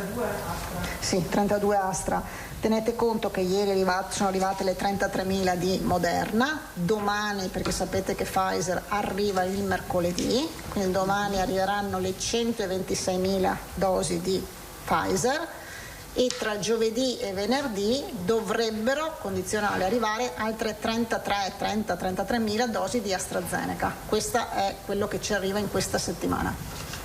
E poi oggi si esprime EMA su Johnson. Ho visto anch'io un'ANSA, quindi sì, oggi si esprime EMA su Johnson e quindi potrebbero anche darci le dosi che sono già a magazzino nazionale ma che non sono state distribuite le prime, insomma, che erano arrivate. Per noi erano quelle della settimana scorsa, che mi sembra erano 14.000. Poi non so se ce ne sono in più anche questa settimana, quindi vedremo. Quindi, se ho capito bene, è a partire dal 29 aprile che dovremo vedere un po' di più la luce più ampia in fondo al tunnel con i numeri nel magazzino. Con i numeri di arrivo di vaccini, perché quindi noi abbiamo una previsione di arrivi tipo di Pfizer che ci portano rispetto alle 126.000 che avremo domani alle 170.000 settimanali, quindi aumentando. Dovrebbe arrivare poi anche Johnson & Johnson e gli altri. Fa la campagna tambur battente, sì, che è quella dei 500.000 di dosi al giorno. Nazionale giornaliera. Quindi maggio si respira? Maggio è la bella stagione, penso e speriamo proprio di sì. La immagino a voi. E si conclude dunque la conferenza stampa, prima con il Presidente Zaia, poi con l'assessore Lanzarin per fare il punto sulla questione vaccinazioni. Il Presidente Zaia che si è fermato fino alle 13 perché poi doveva prendere parte all'incontro, alla conferenza delle regioni in vista dell'ulteriore incontro tra governatori e governo in programma alle 17 per parlare di riaperture. Naturalmente ora faremo il punto anche su questo dalle parole del Presidente Zaia, ma prima, andando con ordine, vediamo un attimo il bollettino di questa mattina con la situazione in Veneto sul fronte positivi. Sono 702 le positività registrate nelle ultime ore, guardando al report di ieri pomeriggio in Veneto. Complessivamente sono 930 i nuovi positivi nella nostra regione, con un'incidenza rispetto ai tamponi fatti tra molecolari e rapidi del 5,23%. Migliora anche fortunatamente la situazione negli ospedali. Al momento sono 1.728 i pazienti Covid negli ospedali del Veneto, con 31 pazienti in meno nelle ultime 24 ore. 1.481 in area non critica, 14 persone che sono state dimesse e 247 in terapia intensiva, con meno 17 pazienti sempre nelle 24 ore. Purtroppo si registrano ancora 28 decessi in Veneto. Il Presidente Zaia appunto ha toccato quelli che saranno i punti che verranno affrontati nel pomeriggio con il governo, le riaperture a partire dal nodo trasporti, non tanto ha detto scuola quanto quello proprio dei mezzi pubblici, perché come aveva già detto ieri sia il Presidente che l'assessore De Berti, è inconciliabile pensare ad una didattica al 100% in classe e ad una capienza sui mezzi pubblici del 50%, e ha così prospettato quelli che potrebbero essere gli scenari presi in considerazione non aprire la scuola, però questa ha detto è un'idea assolutamente da non prendere in considerazione, perché tutti vogliamo che gli studenti tornino a scuola in ogni ordine e grado, oppure mantenere lo status quo, ma abbiamo capito che dal 26 aprile c'è il rischio caos sul fronte trasporti, e ancora rivedere la percentuale di presenza a scuola, e quindi diminuendo quella quota del 100%, arrivando ad una via di sostenibilità, l'ha definita il Presidente Zaia, e ancora aumentare la capienza sui bus, ma dice insomma la soglia del 50% è la soglia di sicurezza, e quindi la vedo dura aumentare questo limite, e ancora rendere facoltativa la presenza a scuola, ovvero far ricadere sui genitori la decisione se far seguire le lezioni in presenza o a casa ai propri figli. Quest'ultima, insieme a quella di rivedere la percentuale di presenza a scuola, sono le due opzioni che il governatore in qualche modo sostiene e che porterà proprio sul tavolo di fronte al governo. Altro tema caldo è quello dei ristoranti. Sapete che potranno aprire dal 26 aprile in zona gialla a pranzo e a cena solo all'aperto, e questo naturalmente sta scatenando la reazione. Avete visto anche ieri la A1 bloccata dai ristoratori, perché dicono non è stagione ancora per cenare, soprattutto fuori, le temperature non lo consentono, e poi ci sono tantissimi ristoranti che non sono forniti di plateatico ed è quindi impossibile per loro riaprire, aggiungendo un ulteriore danno. Sul fronte vaccinazioni, dal 29 aprile si punta a 40.000 vaccini al giorno, stando all'ipotesi di forniture, e questo rientra in un più ampio target di somministrazioni di vaccini che sono stati assegnati dal commissario Figliuolo a tutte le regioni, che ha così delineato per ogni realtà regionale quella che è la soglia da raggiungere al giorno e a settimana. Per il Veneto al momento sono 25.243 i vaccini da somministrare giornalmente e 176.699 a settimana. Questo in questo momento ad oggi, ma l'assessore Lanzarin ha poi spiegato che dal 29 aprile si punta ad aumentare questo numero, arrivando appunto alle 40.000 vaccinazioni al giorno in Veneto, stando appunto agli arrivi previsti, perché insomma dal 29 aprile si auspicano numeri più importanti, quindi forniture ben più importanti di vaccini, come tutti ci auguriamo, e questo permetterà di accelerare ulteriormente la macchina vaccinale. L'assessore Lanzarin ha detto non sarà un problema, in Veneto abbiamo raggiunto anche le 47.000 vaccinazioni al giorno, quindi noi siamo pronti. L'importante, come aveva detto il Presidente Zaia, è che arrivino le munizioni, ovvero i vaccini. Domani o dopodomani in conferenza stampa il Presidente Zaia presenterà quello che aveva già annunciato la settimana scorsa, ovvero un calendario, una previsione sicuramente, però intanto un calendario di quelle che saranno le vaccinazioni per tutta la fascia di popolazione del Veneto, quindi indicativamente ognuno in base all'anno di nascita potrà capire quando potrebbe essere chiamato, quindi perlomeno il mese di riferimento, e poi la speranza insomma era quella di presentare subito dopo un calendario ben più preciso, se verranno confermate naturalmente le previsioni di forniture di dosi. In 2 settimane si conta di terminare la fascia degli over 70, quindi 79-70 anni. Ha specificato che è stato anche ieri un record per il Veneto, con il 93,3% di magazzino inoculato, quindi il 93,3% di dosi che erano arrivate sono state poi somministrate ai veneti, tenendo conto però, ha spiegato Zaia, che 53.000 dosi di vaccino Moderna sono in magazzino in via precauzionale per essere pronti in qualsiasi evenienza a somministrarle per i richiami.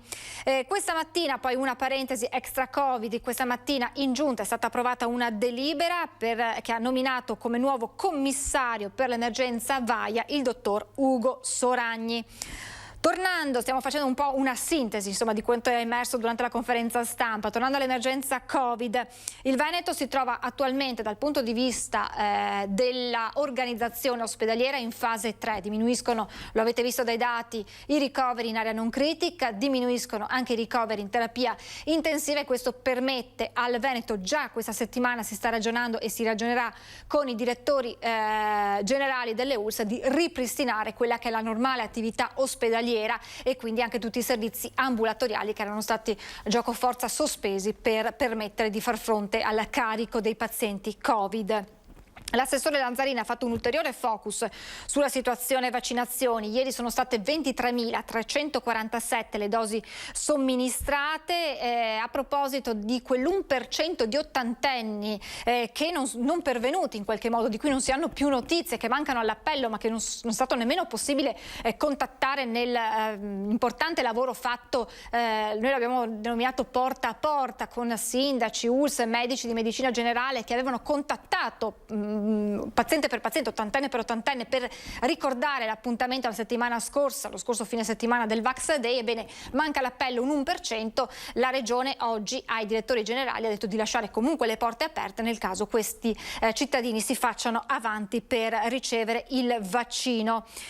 Chiusa la partita degli over 80, ora si procede, come detto, con gli over 70, da 70 a 79 anni, che verranno vaccinati dai medici di medicina generale o presso gli ambulatori o nei centri vaccinali. Si pensa di chiudere questa partita nel giro di 2 settimane e mezzo, e poi si prosegue parallelamente anche con la categoria dei fragili, super fragili. Al momento nessun'altra categoria viene presa in considerazione per le vaccinazioni, si sta dando priorità naturalmente a questi 2 target.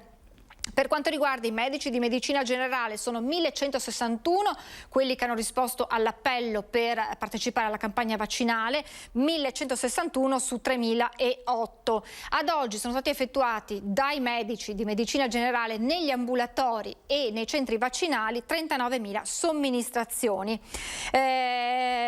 Questo è un po' il punto di quanto emerso nel corso di questa lunga conferenza stampa del Presidente Zaia e dell'assessore Lanzarin. Adesso noi ci fermiamo per una pausa pubblicitaria, vi lascio anche al meteo e poi torniamo subito in diretta per altri aggiornamenti e altre notizie. A tra poco.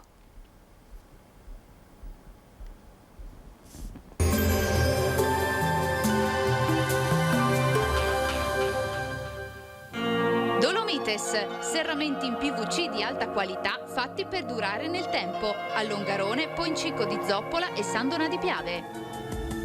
Benvenuti al meteo. Italia ancora ostaggio dell'instabilità. Sul nostro territorio qualche disturbo ci sarà, ma le temperature tenderanno ad aumentare. Il dettaglio di martedì 20 aprile. Sul Veneto la grafica ci mostra una situazione tutto sommato tranquilla ed in effetti a prevalere sarà il sole. Al mattino cielo al massimo poco nuvoloso, dal pomeriggio addensamenti sui rilievi anche con qualche acquazzone possibile localmente fin verso le aree di pianura. Temperature come detto in ripresa, minime tra 4 e 8 gradi, valori massimi compresi invece tra i 16 e i 19 gradi all'incirca. Ci spostiamo ora sul Friuli Venezia Giulia, più sole al mattino, con il passare delle ore cielo via via più coperto con qualche rovescio sui monti. Temperature minime tra 6 e 8 gradi, massime sui 15-18 gradi. Infine uno sguardo alla situazione del Trentino Alto Adige, dove sarà una splendida giornata soleggiata, salvo per isolate piogge nelle ore pomeridiane. Temperature minime intorno ai 6 gradi, massime sui 19 all'incirca. Dal meteo di Antenna 3 per ora è tutto, grazie per l'attenzione, arrivederci.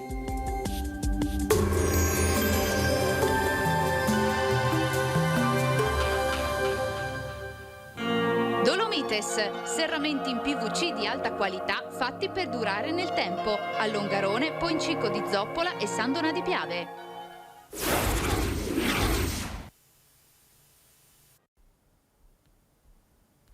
Rieccoci in diretta. Abbiamo parlato prima del nodo trasporto pubblico in vista del ritorno in classe al 100% dal 26 aprile in zona nelle regioni in fascia gialla, un tema che ha affrontato ieri sera nel corso di Ring l'assessore regionale ai trasporti nonché vicepresidente della Regione Veneto Elisa De Berti, che tra l'altro oggi incontrava anche le aziende di trasporto pubblico per fare un po' il punto della situazione. Allora, sentiamo le parole dell'assessore De Berti.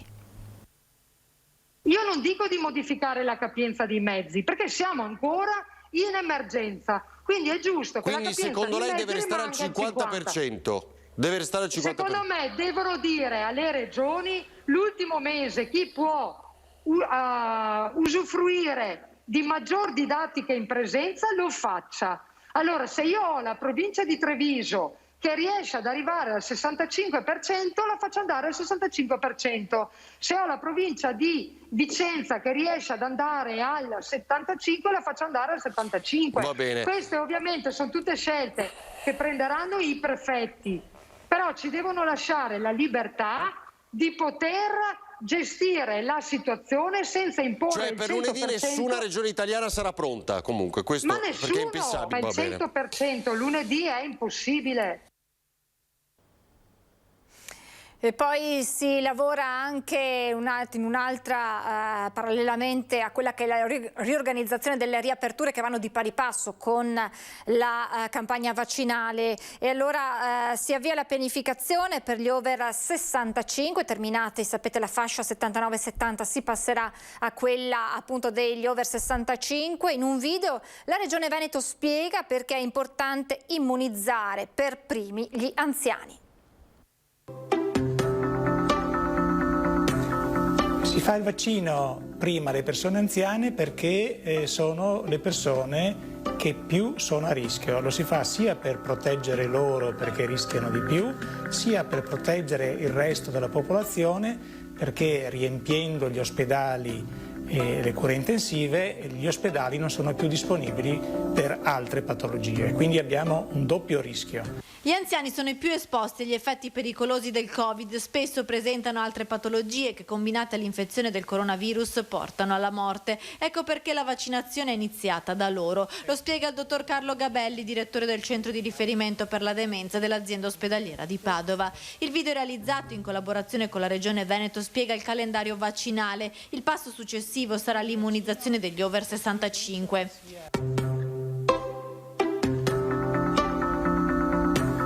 Questo è molto importante perché gli over 65, sappiamo, e ci sono anch'io dentro, sono le persone che sono più a rischio dopo aver contratto l'infezione, sono quelli che riempiono gli ospedali, i reparti di cure intensive, e quindi per salvaguardarsi bisogna assolutamente usare le misure di protezione e il distanziamento sociale che tutti conoscono ormai.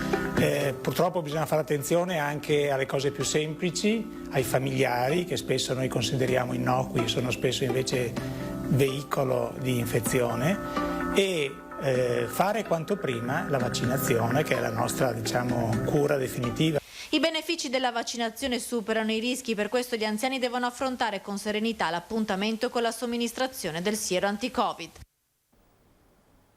E questo dunque la spiegazione scientifica del perché è fondamentale vaccinare per primi gli anziani.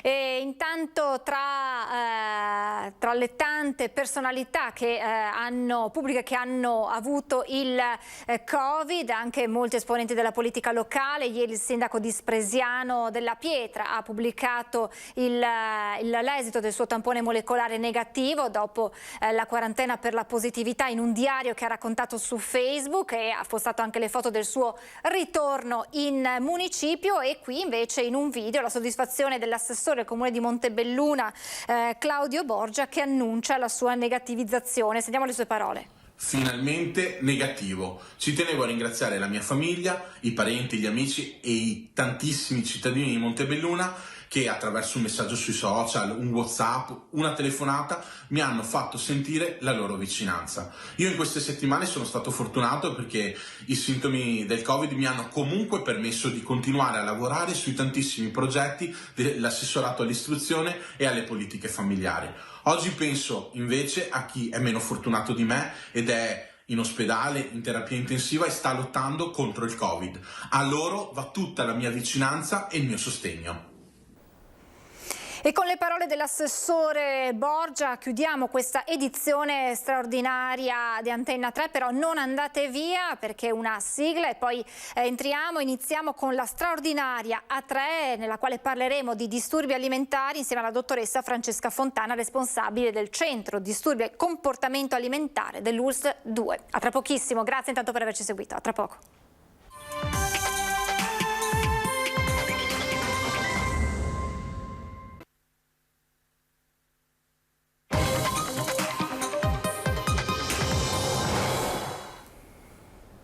E rieccoci in diretta con la straordinaria A3, il nostro approfondimento per parlare, come annunciato, di disturbi alimentari. Insieme a me la dottoressa Francesca Fontana, responsabile del Centro Disturbi del Comportamento Alimentare dell'USL 2. Buongiorno dottoressa e ben arrivata. Buongiorno e grazie per permetterci di poter parlare di questo problema molto importante che sentiamo molto. Assolutamente sì, è un problema che, dottoressa, abbiamo sentito, letto nei giornali essere aumentato durante la pandemia.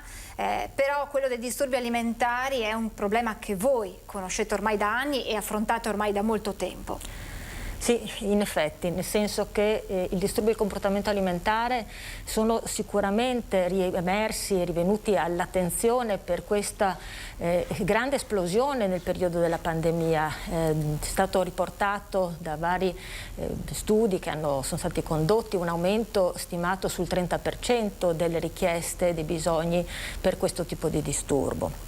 Però i disturbi del comportamento alimentare sono all'attenzione dell'intervento del sociosanitario e ambientale da tanto tempo, perché sono un elemento di grande interesse e di grande problema. Sono dei disturbi psichiatrici, quindi sono dei disturbi collegati a una grande sofferenza psichica che si manifesta sul corpo e attraverso un comportamento alimentare, ma richiamano ad altre problematiche più profonde, quindi la sofferenza principale è proprio quella psichica.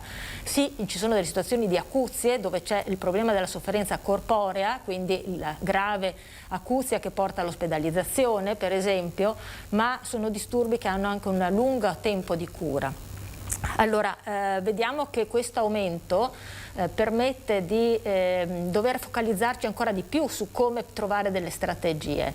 Negli ultimi anni c'è stato un incremento che pare addirittura delle 2 volte della prevalenza. C'era prima, negli anni 80-90, questa epidemia, si era parlato con Gordon di epidemia sociale, di epidemia di disturbi alimentari, poi sembrava ci fosse stata un'attenuazione dell'incremento, ma invece gli ultimi studi vedono che già dal 2000 al 2018, quindi prima della pandemia, c'è stato un incremento ulteriore.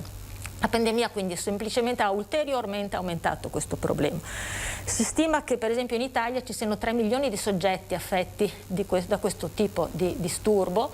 E l'altro problema preoccupante è che è un disturbo che colpisce prevalentemente l'età adolescenziale, quindi dai 15 ai 25 anni, quindi pensiamo quanto sia impattante rispetto ai compiti evolutivi di un adolescente, di una famiglia, il momento della vita che si trova a dover costruire la propria identità, le proprie capacità relazionali, il proprio sviluppo, e quindi questo si viene a costituire come un arresto, comunque come un rallentamento importante che proprio occupa non soltanto la mente, l'aspetto emozionale, ma anche il tempo e il proprio progetto di vita. 8-10 ragazze su 100, sono tantissime, soffrono di un qualche disturbo alimentare, 2-3 in forma grave come anoressia o bulimia, quindi è veramente un problema importante. Perché parlarne quindi? Ma anche perché c'è stato un altro punto, c'è stato un calo ulteriore della età di insorgenza. Già 15-25 è un'età estremamente giovane, sono sempre più numerosi i casi ad esordio più precoce, quindi prepuberale, 10, 12, 13, ma anche 8-9 anni, e questo comporta anche delle difficoltà nel trattamento, delle difficoltà nella diagnosi.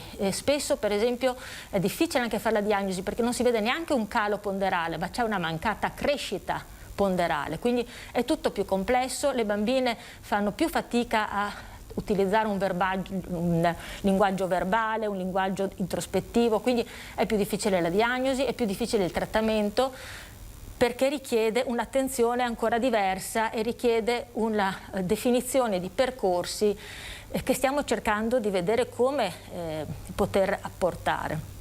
Altro elemento importante, c'è stato anche un incremento del numero di ragazzi, anche questo è un elemento che va osservato e va mantenuto presente, perché anche qui nell'ambito del tipo di trattamenti diverso è inserire un ragazzino da solo in un centro con solo ragazzine, oppure la possibilità di avere anche una condivisione con una situazione analoga a sé, quindi l'importanza di poter avere anche dei percorsi articolati e ben studiati per poter favorire il lavoro terapeutico e la cura.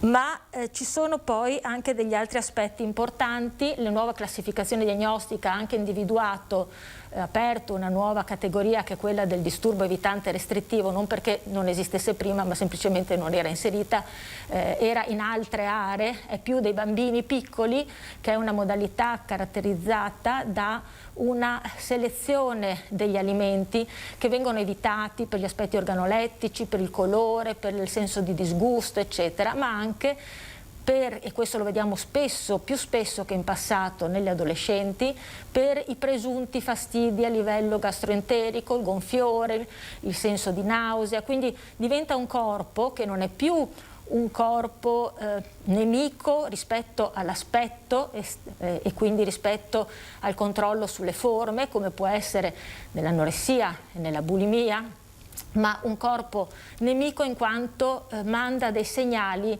difficili da tollerare, come dolore, come gonfiore, quindi una insoddisfazione rispetto comunque al proprio corpo, alla propria corporeità e alla relazione con esso.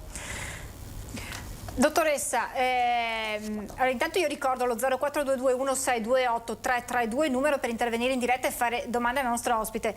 Prima di andare avanti con la nostra scaletta mi è sorta una domanda ascoltandola. 10 anni è un'età precocissima, sono bambini ancora. Allora, se noi pensiamo ai disturbi alimentari nelle ragazzine un po' più grandi, si pensa al modello che magari guardando i social, guardando la televisione, una può voler imitare e da lì magari può scattare qualcosa. Nei bambini e nelle bambine così piccole avete capito che cosa può far scattare questa molla che porta poi magari a rivedere la propria alimentazione? Ci sono ovviamente tantissimi elementi e i disturbi del comportamento alimentare, disturbi alimentari adesso dell'alimentazione e della nutrizione, sono dei disturbi di origine multifattoriale, quindi ci sono componenti di vario tipo, da addirittura quelle genetiche, quelle relazionali, quelle di tipo psicologico, gli eventi, e poi ci sono gli eventi scatenanti e gli eventi di mantenimento. Rispetto alle bambine ci sono degli aspetti legati comunque a un problema del controllo, un problema della paura, della crescita, della paura dell'autonomizzazione, della paura dell'affrontare delle situazioni che riguardano poi la costruzione dell'identità e quindi un progetto di sé. È più frequente la paura di diventare grandi nelle bambine piccole. Questo è un elemento che è più evidente, piuttosto che l'aspetto del vedersi grasse o del vedersi appunto all'interno dei canoni femminili di un corpo perfetto. Anche questo però sì, sicuramente c'è la pressione sociale alla magrezza, all'internalizzazione di un ideale di magrezza, ma quando si va in un disturbo del comportamento alimentare non è l'aspetto della moda, eccetera, che viene in gioco, è un aspetto proprio di una grossa difficoltà di gestire le proprie emozioni, il proprio senso di identità, il proprio sentirsi sempre profondamente sbagliate, sempre profondamente inadeguate, e quindi il bisogno di controllare in qualche modo il proprio corpo per avere la percezione di poter affrontare questo proprio stato di disagio e quindi raggiungere in qualche modo un obiettivo, un progetto di sé che diventa però una pseudo-identità, oppure per contro la tendenza ad anestetizzare gli stati emozionali, come per esempio con le abbuffate, il vomito, il cutting, sempre più frequente, che è il tagliarsi, non a scopo proprio di tipo autolesivo, ma a scopo di postare la sofferenza emozionale nel corpo e quindi una sofferenza più controllabile, la sofferenza del corpo. Ecco. Lei prima accennava al fatto di come questi disturbi alimentari siano aumentati in questi mesi di emergenza legata al Covid. In che modo la pandemia ha aggravato la situazione? La pandemia è stato un elemento di grande importanza e noi rispetto alla situazione di costituire un aumento della vulnerabilità e della possibilità di ammalarsi di questo tipo di problemi in vari modi. Pensiamo proprio, la prima in assoluto, che è quello degli aspetti psicologici, adesso se ne sta parlando molto di più a livello di tutti i disturbi, no? Anche psichici in generale, quindi ansia, depressione eccetera, quindi tutta questa sintomatologia è stata anche vissuta dai ragazzi. L'isolamento peraltro in una fascia adolescenziale è stato pesantissimo dal punto di vista del vissuto emozionale, del senso di relazione. Questa è un'età in cui cominciano, soprattutto per esempio abbiamo visto le prime superiori, le seconde superiori, è il primo momento di uscita, no? Il compito di sviluppo di quest'età è l'uscita, il creare nuove relazioni, il cimentarsi in nuovi progetti, il poter cominciare le proprie esperienze di tipo affettivo relazionale. Questo è stato di colpo interrotto. Sono stati anche secondo me molto bravi i ragazzi, perché hanno rispettato moltissimo il divieto, un po' probabilmente anche proprio per il senso di responsabilità o di ansia rispetto ai propri genitori, molti per i nonni, quindi c'è stata io ho visto, noi vediamo tantissimi ragazzini, li ho sempre visti molto attenti e molto precisi nel mantenere le regole e il rigore. Certo che questo poi ha portato per contro una situazione di spaesamento, una difficoltà di fare nuovi progetti, una sensazione, questo apri-chiudi, no? Questa impossibilità di poter pensare cosa succederà. E anche quando poi si riapre, a quel punto la paura di uscire, come mi comporterò, non sono più abituato, cosa mi dirà, cioè è comunque stato uno stress molto importante. Se poi a questo aggiungiamo l'estrema vicinanza nell'ambito familiare, l'aumento inevitabile un po' di conflitti familiari eccetera, questi sono tutti aspetti che hanno portato poi a una situazione di dolore emotivo e il bisogno di ritrovare anche, se vogliamo, una situazione, una strategia per uscire da questo stato di passività, per uscire da questo stato di noia o questo stato di impossibilità di pensare a qualcosa. Ricordo una ragazzina che diceva: a questo punto ho pensato che durante questo lockdown potevo cominciare a pensare al mio corpo e quindi cominciare a mangiare i cibi sani, quindi non più quelle schifezze, quindi non più le merendine eccetera, e tante hanno cominciato così, con un progetto di miglioramento della loro alimentazione, virando poi pian piano in un calo dell'alimentazione stessa, fino poi al saltare i pasti e quant'altro, fare ore e ore di ginnastica guardando il web e quindi richiudendosi in questa modalità, con quello che abbiamo evidenziato, un altro aspetto della pandemia, dei cali velocissimi di peso.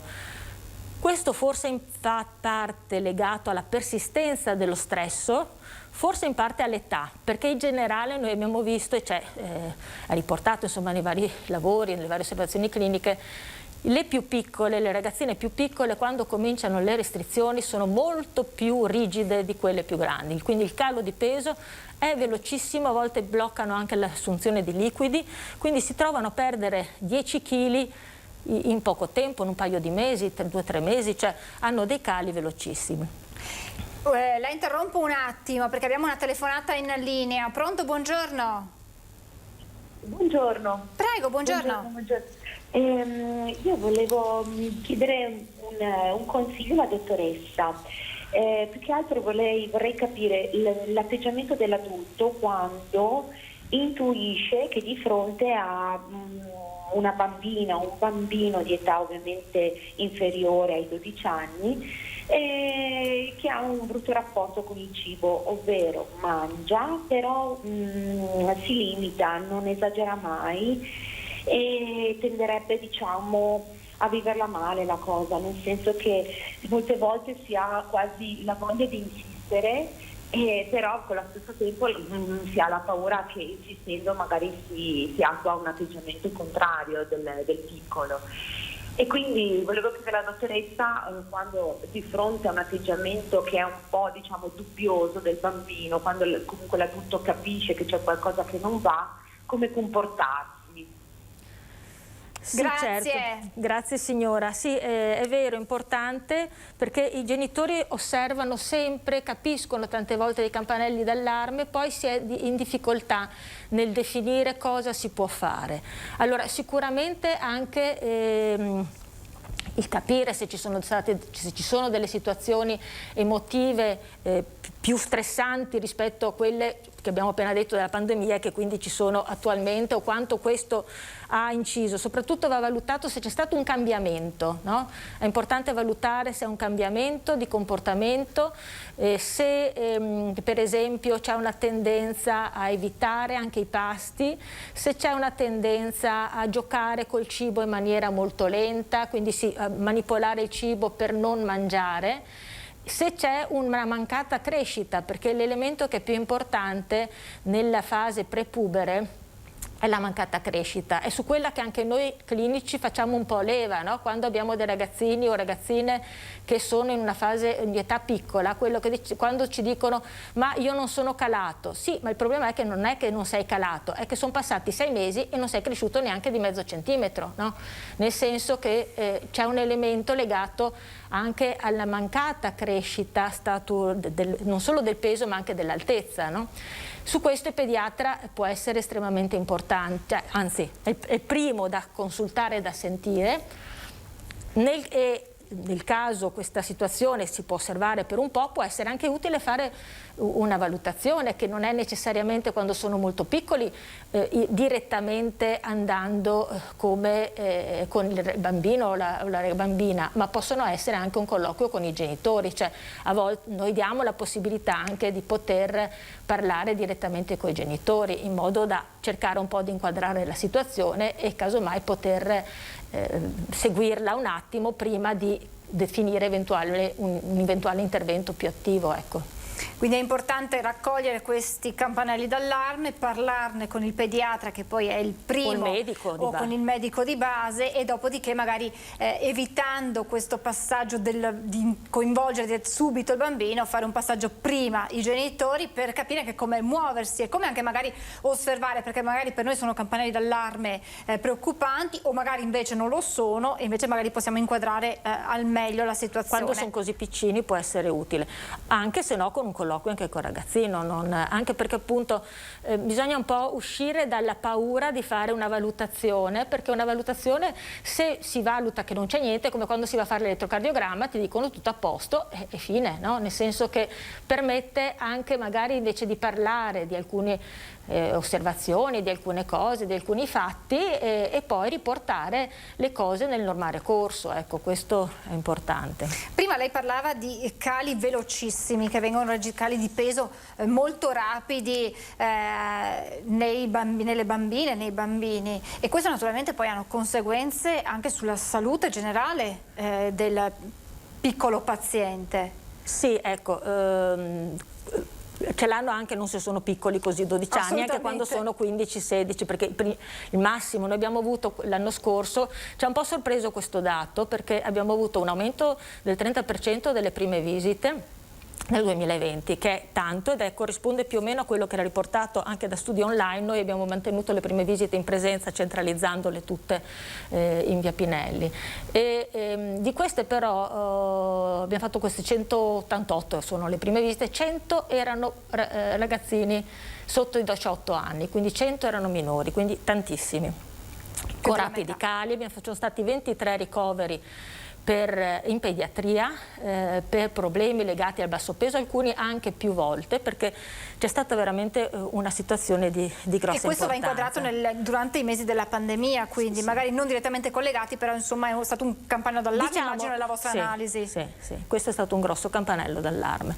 E questo aumento, questo calo veloce ovviamente porta delle conseguenze in acuto dal punto di vista del funzionamento dell'organismo, nel senso che poi quando calano così velocemente ci possono essere dei rischi se questa situazione perdura. Ecco, una cosa che vorrei dire importante: non credete agli esami del sangue, nel senso che io dico che l'anoressia nervosa è un disturbo che si spezza ma non si piega, quindi anche situazioni molto gravi dal punto di vista clinico possono avere ancora gli esami del sangue perfetti, anche perché molto spesso sono disidratate, quindi di fatto i globuli bianchi sembrano rossi, sembrano normali, ma in realtà non lo sarebbero comunque.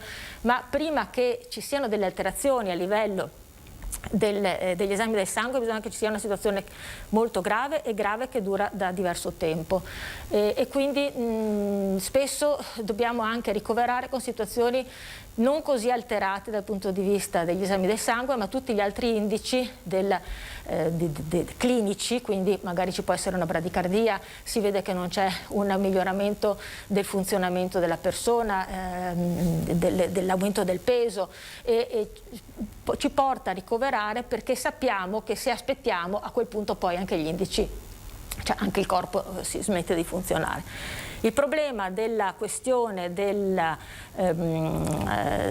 disturbo alimentare, del grave calo di peso nella fascia adolescenziale in generale, quindi comunque in fase ancora evolutiva e di crescita, è legato al problema prevalentemente dell'osteoporosi, nel senso che durante fino ai 18-20 anni c'è l'accumulo, si riesce ad avere un accumulo reale di quella che è la massa ossea e quindi il fatto di avere delle amenorree per 2, 3 anni, 4 anni o un anno, anche già un anno, determina una minor deposizione di massa ossea e quindi un rischio che non si riesca a raggiungere veramente il completo sviluppo della massa ossea. Questo è l'aspetto un po' più pesante. Poi ci sono ovviamente gli aspetti come diciamo prima, gli aspetti dell'acuzie medica e quindi della gravità medica ci sono, che vanno dalle situazioni a livello del fegato, alle questioni a livello cardiologico, ci può essere situazioni molto molto gravi, però a prescindere quelle vanno trattate nell'ambito dell'acuzia, ecco, quelle poi in qualche modo si risolvono. Invece la questione dell'osteoporosi è poi una cosa che uno si porta avanti. In questo scenario che lei ci ha delineato, qual è stata la risposta del Centro Disturbi Alimentari dell'USL 2 di Treviso? Allora, abbiamo percepito che c'era una situazione di allerta e di problematica, perché da un po' di tempo già facevamo a Treviso un'accoglienza telefonica e quindi per la gestione del percorso paziente con la pandemia gli ambulatori periferici erano stati ovviamente chiusi. L'organizzazione di Treviso prevede 3 ambulatori periferici, quindi ciascuno in un distretto, poi c'è un centro diurno a Treviso, una struttura di tipo semiresidenziale e residenziale per però persone maggiorenni con 4 posti a Susegana, che è del privato sociale con accordo contrattuale con noi, poi ci sono i ricoveri e poi c'è l'organizzazione di tutta la rete regionale con la quale siamo in contatto per tutte le altre strutture di tipo terapeutico riabilitativo residenziale. Quindi questa è un po' la rete. Ecco, nella fase della pandemia, soprattutto nella fase iniziale del lockdown, c'è stata una centralizzazione allora delle attività della valutazione a Treviso. Questo forse è stato anche più facile perché alcune domande, alcune richieste di accoglienza telefonica sono venute anche dopo tempo con cali di peso più alti, perché le persone dicevano non pensavamo si potesse venire in presenza, okay. No? Per cui c'era anche questo ha un po' ritardato la possibilità di entrare in contatto con i presidi medici e terapeutici per la popolazione, o la paura di recarsi in ospedale, certo, per la paura delle infezioni e quant'altro. La zona Treviso è un'area separata da ospedali e altri contesti perché è una villetta e quindi forse questo ci ha anche reso più facile perché riuscivamo bene a mantenere il distanziamento tenendo le prime visite ben separate l'una dalle altre, quindi ci ha aiutato in anche nel far venire le persone con una maggior sicurezza per loro e anche per noi. E quindi abbiamo mantenuto questa accoglienza telefonica che di fatto corrisponde a una praticamente quello che si chiama in termini tecnici un po' un triage, per cui c'è un infermiere che risponde e fa tutta una serie di richieste di tipo anamnestico, quindi anche sintomatologico, permettendo così anche di definire una griglia di gravità che ci permette di determinare rapidamente che tipo di risposta per la valutazione è più ottimale. è capitato proprio nel periodo del lockdown di inviare direttamente al pronto soccorso, perché c'era una frequenza bassissima cardiaca. Abbiamo detto: signora, non serve neanche che venga qui, perché una cosa così vada subito al pronto soccorso, la vediamo subito dopo. Oppure invece in altre situazioni comunque importanti in cui venivano viste il giorno dopo, la settimana, cioè siamo riusciti a dare una risposta in base proprio alla gravità e di attivare un percorso proprio in presenza per queste situazioni più gravi soprattutto, ma comunque le prime visite le abbiamo garantite tutte in presenza. Per quel che riguardava i pazienti in carico, quelli che necessitavano di presenza venivano in presenza, tutti gli altri, chi soprattutto per esempio per paura del Covid anche lo chiedeva, abbiamo da subito attivato la terapia via web. E quindi questo ha permesso di poter mantenere anche dei trattamenti terapeutici via web, non solo nelle situazioni appunto già note per quelle che lo chiedevano se era possibile, ma per esempio abbiamo avuto alcune famiglie in isolamento per il Covid, no? E quindi ci ha permesso però di mantenere lo stesso le psicoterapie e i trattamenti anche in queste situazioni. Questo l'abbiamo fatto veramente da subito.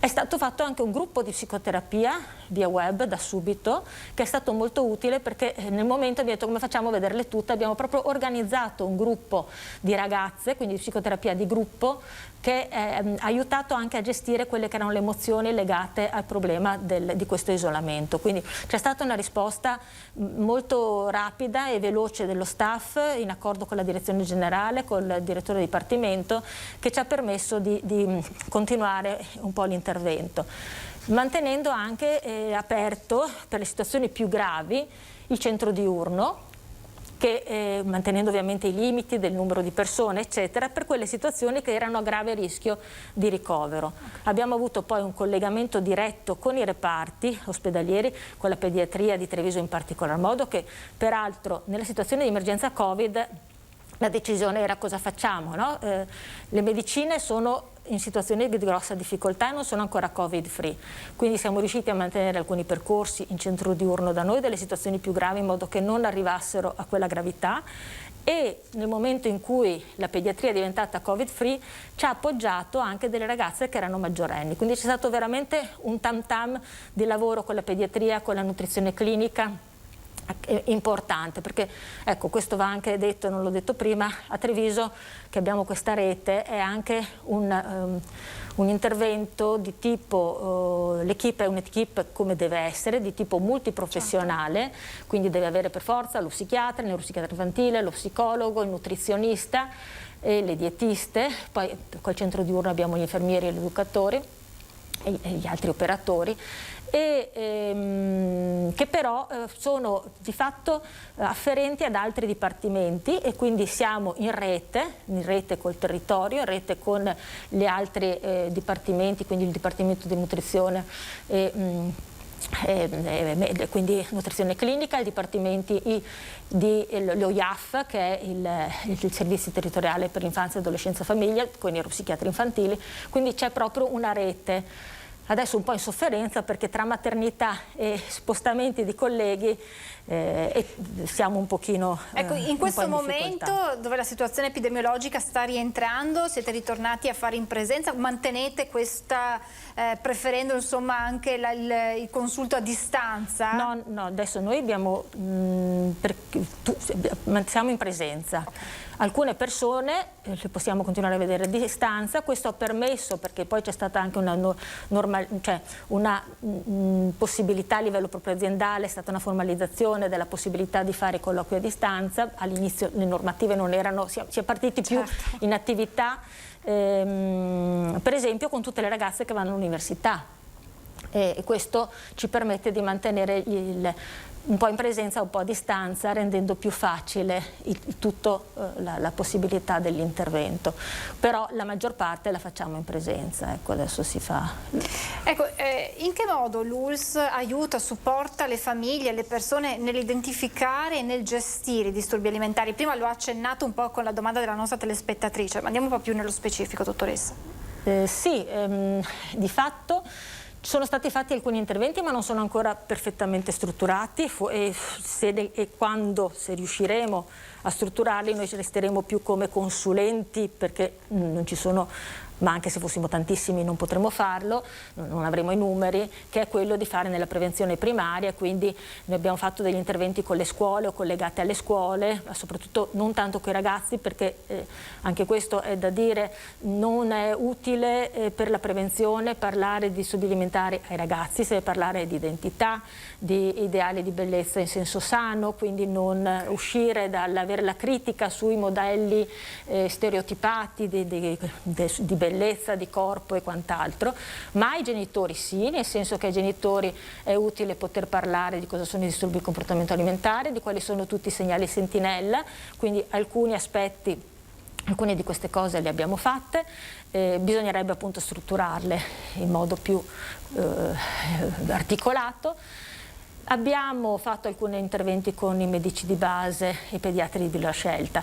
Quello che stiamo riuscendo a fare di più sono degli interventi, diciamo, un facilitare quella che appunto è l'ingresso nel processo diagnostico terapeutico, come appunto questo numero unico ha semplificato, nel senso che c'è un unico numero, si chiama per tutto il distretto, per tutta l'URSS, siamo noi poi che definiamo in base alla gravità e in base al territorio se viene visto il distretto di Montebelluna o se viene visto al distretto di Pieve o a Treviso. Questo rende più facile a tutti la richiesta e la modalità di orientarsi, anche perché viene indicata subito la visita sia nutrizionale che psicologica che di tipo psichiatrica, neuropsichiatrica infantile. Quindi questo è già un elemento importante. Poi questa accoglienza credo che sarà importante svilupparla, perché sono stati già un paio, 2 o 3 casi nelle situazioni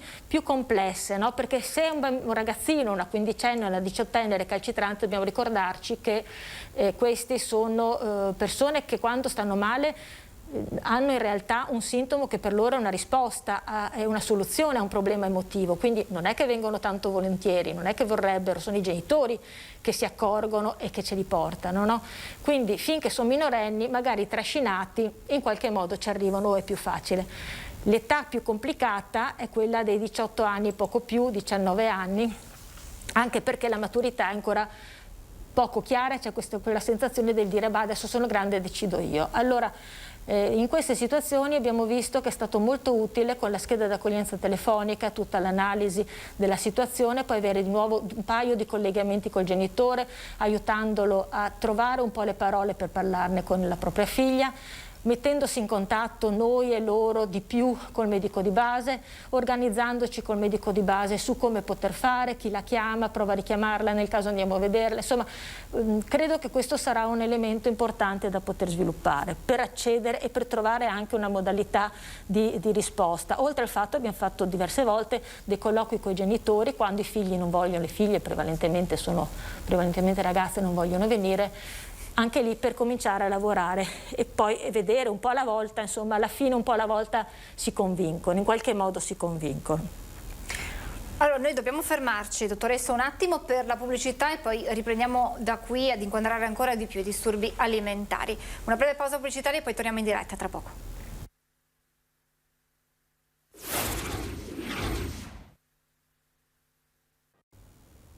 Rieccoci in diretta nella straordinaria 3 insieme alla dottoressa Francesca Fontana per parlare di disturbi alimentari. Vi ricordo anche lo 0422 1628 332 per intervenire in diretta. Dottoressa, stavamo parlando anche della collaborazione, di come vengano coinvolte le famiglie, in che modo viene fatta l'accoglienza proprio dei familiari, delle famiglie. Sì, questo appunto è un aspetto molto importante, si cerca sempre, soprattutto se sono minori, sempre. La fase, anche proprio la fase diagnostica, richiede la presenza dei genitori, di tutti e 2 i genitori, perché è un momento estremamente importante, in quanto la famiglia e i genitori sono degli elementi, delle risorse fondamentali nel processo di cura, il processo terapeutico e partecipano a questo stesso se coinvolti, diventando proprio dei coterapeuti. Ovviamente tutta la famiglia di fronte a una situazione di questo, come un disturbo alimentare, ha bisogno e deve essere aiutata a cambiare, perché ci sono delle modalità anche relazionali che impediscono o che rendono più difficile alla ragazza di esprimere certi aspetti emotivi, e quindi l'aiuto dei genitori è estremamente importante anche nel loro modificare il proprio comportamento per permettere di trasformare quelle che sono delle emozioni congelate o bloccate o coperte dai sintomi alimentari invece emozioni comunicabili, in emozioni che possono anche essere affrontabili e in idee e pensieri che rimettano in corso lo sviluppo dell'adolescente. L'adolescenza è un momento delicato, è un momento in cui ci deve essere una differenziazione, un'autonomizzazione e quindi un distacco, una differenziazione dalla famiglia, ma mantenendo un senso e un vissuto di appartenenza. E questo è una modalità di un continuo avanti e indietro, no? Che è tanto già complesso nelle adolescenze che vanno bene, queste situazioni diventa ancora più difficile, per cui tante volte i genitori ci chiedono, intanto nella fase diagnostica bisogna subito togliere la sensazione di rabbia o di colpa e di vergogna, che è pesantissima sia per i genitori che per i figli. Tanto si sentono in colpa i genitori, tanto si sentono in colpa i figli, tanto si vergognano gli uni, tanto si vergognano gli altri. Per cui uscire da questa dimensione della colpa, aiutare anche lì l'espressione delle emozioni, ridando questa idea del fatto che per fortuna però dai disturbi alimentari si guarisce anche. Cioè, è vero che c'è anche una elevata cronicizzazione, ma questo un po' in tutte le malattie, bisogna anche un po' mantenere sempre attiva l'idea della speranza, l'idea della fiducia al cambiamento, perché questi sono motori fondamentali di qualsiasi crescita. Il futuro nessuno di noi lo può vedere, però dobbiamo essere fiduciosi che ci possa essere un cambiamento, e quindi il loro coinvolgimento è importante. Adesso finalmente si è ripartiti online e non in presenza come speravamo, anche con i gruppi psicoeducativi dei genitori. Siamo in stretto collegamento ed è stato aumentato il collegamento anche con l'associazione dei familiari L'Abbraccio, che è anche un sito Facebook, è un'associazione dei genitori che è di grande aiuto e di aiuto anche per le famiglie, per i genitori, per aiutarli a dividere il senso di solitudine, il senso di vergogna, l'isolamento. E permette quindi, e anche loro hanno mantenuto durante tutto il lockdown un gruppo di autoaiuto dei genitori. È anche il gruppo a cui poi noi inviamo i genitori finita la fase di psicoeducazione e di supporto del gruppo al centro, quindi è una risorsa estremamente utile e importante. L'altra cosa di aiuto sia per i pazienti che per i loro genitori sono, oltre l'inserimento all'interno della rete e la possibilità di accedere a tutti i livelli seguiti dall'equipe del trattamento, quindi non solo ambulatoriale ma anche il passaggio a quella del centro diurno o alle strutture semiresidenziali o residenziali o il ricovero, quindi seguendo nel percorso, dando un timing e però mantenendo una presa di un contatto, una relazione sia con la persona che con la famiglia. Questo è importante perché c'è tutta la modalità proprio di aiuto al passaggio da una struttura, per esempio noi non abbiamo una struttura che permetta il trattamento riabilitativo per le minori, e quindi in genere ci collaboriamo con altre strutture della Regione Veneto che possono accogliere i minori. È molto diverso se un genitore deve autonomamente muoversi oppure se comunque ci sono dei contatti molto diretti tra l'equipe e le strutture stesse. Poi a livello regionale c'è adesso un gruppo di lavoro sulla costruzione dei percorsi terapeutici assistenziali per disturbi alimentari che sta appunto lavorando per una miglior organizzazione di tutta la rete regionale, quindi insomma ci si sta un po' muovendo su questi aspetti.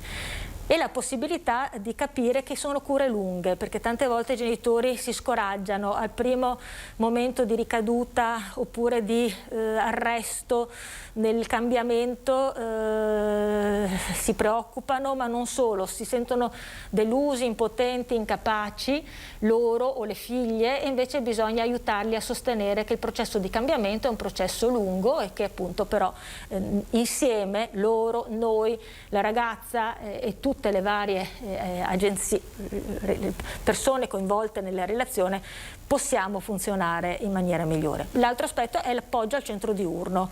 In certe situazioni che non sono sufficientemente gestite a livello di tipo ambulatoriale, anche il centro diurno, anche a Treviso, che è una formula un po' ridotta se vogliamo, perché sono 5 giorni ed è dalla mattina fino alle 5, è un momento di importanza perché può permettere o di dare il tempo di un passaggio, e quindi anche di una uscita da una situazione più acuta lì, oppure per contro è un punto di accoglienza da strutture più intensive, quindi un passaggio un po' intermedio. Abbiamo mantenuto per tutto il periodo la scuola a distanza, quindi c'è stato un incremento del collegamento, miglioramento con anche le scuole che sono del territorio, perché è stato estremamente importante poter mantenere anche dei progetti individualizzati, perché questo tipo di disturbi comunque impattano molto sulla capacità di concentrazione. Per quanto riguarda le ragazzine con l'anoressia, tendono a studiare troppo, ecco, questo è un altro elemento importante.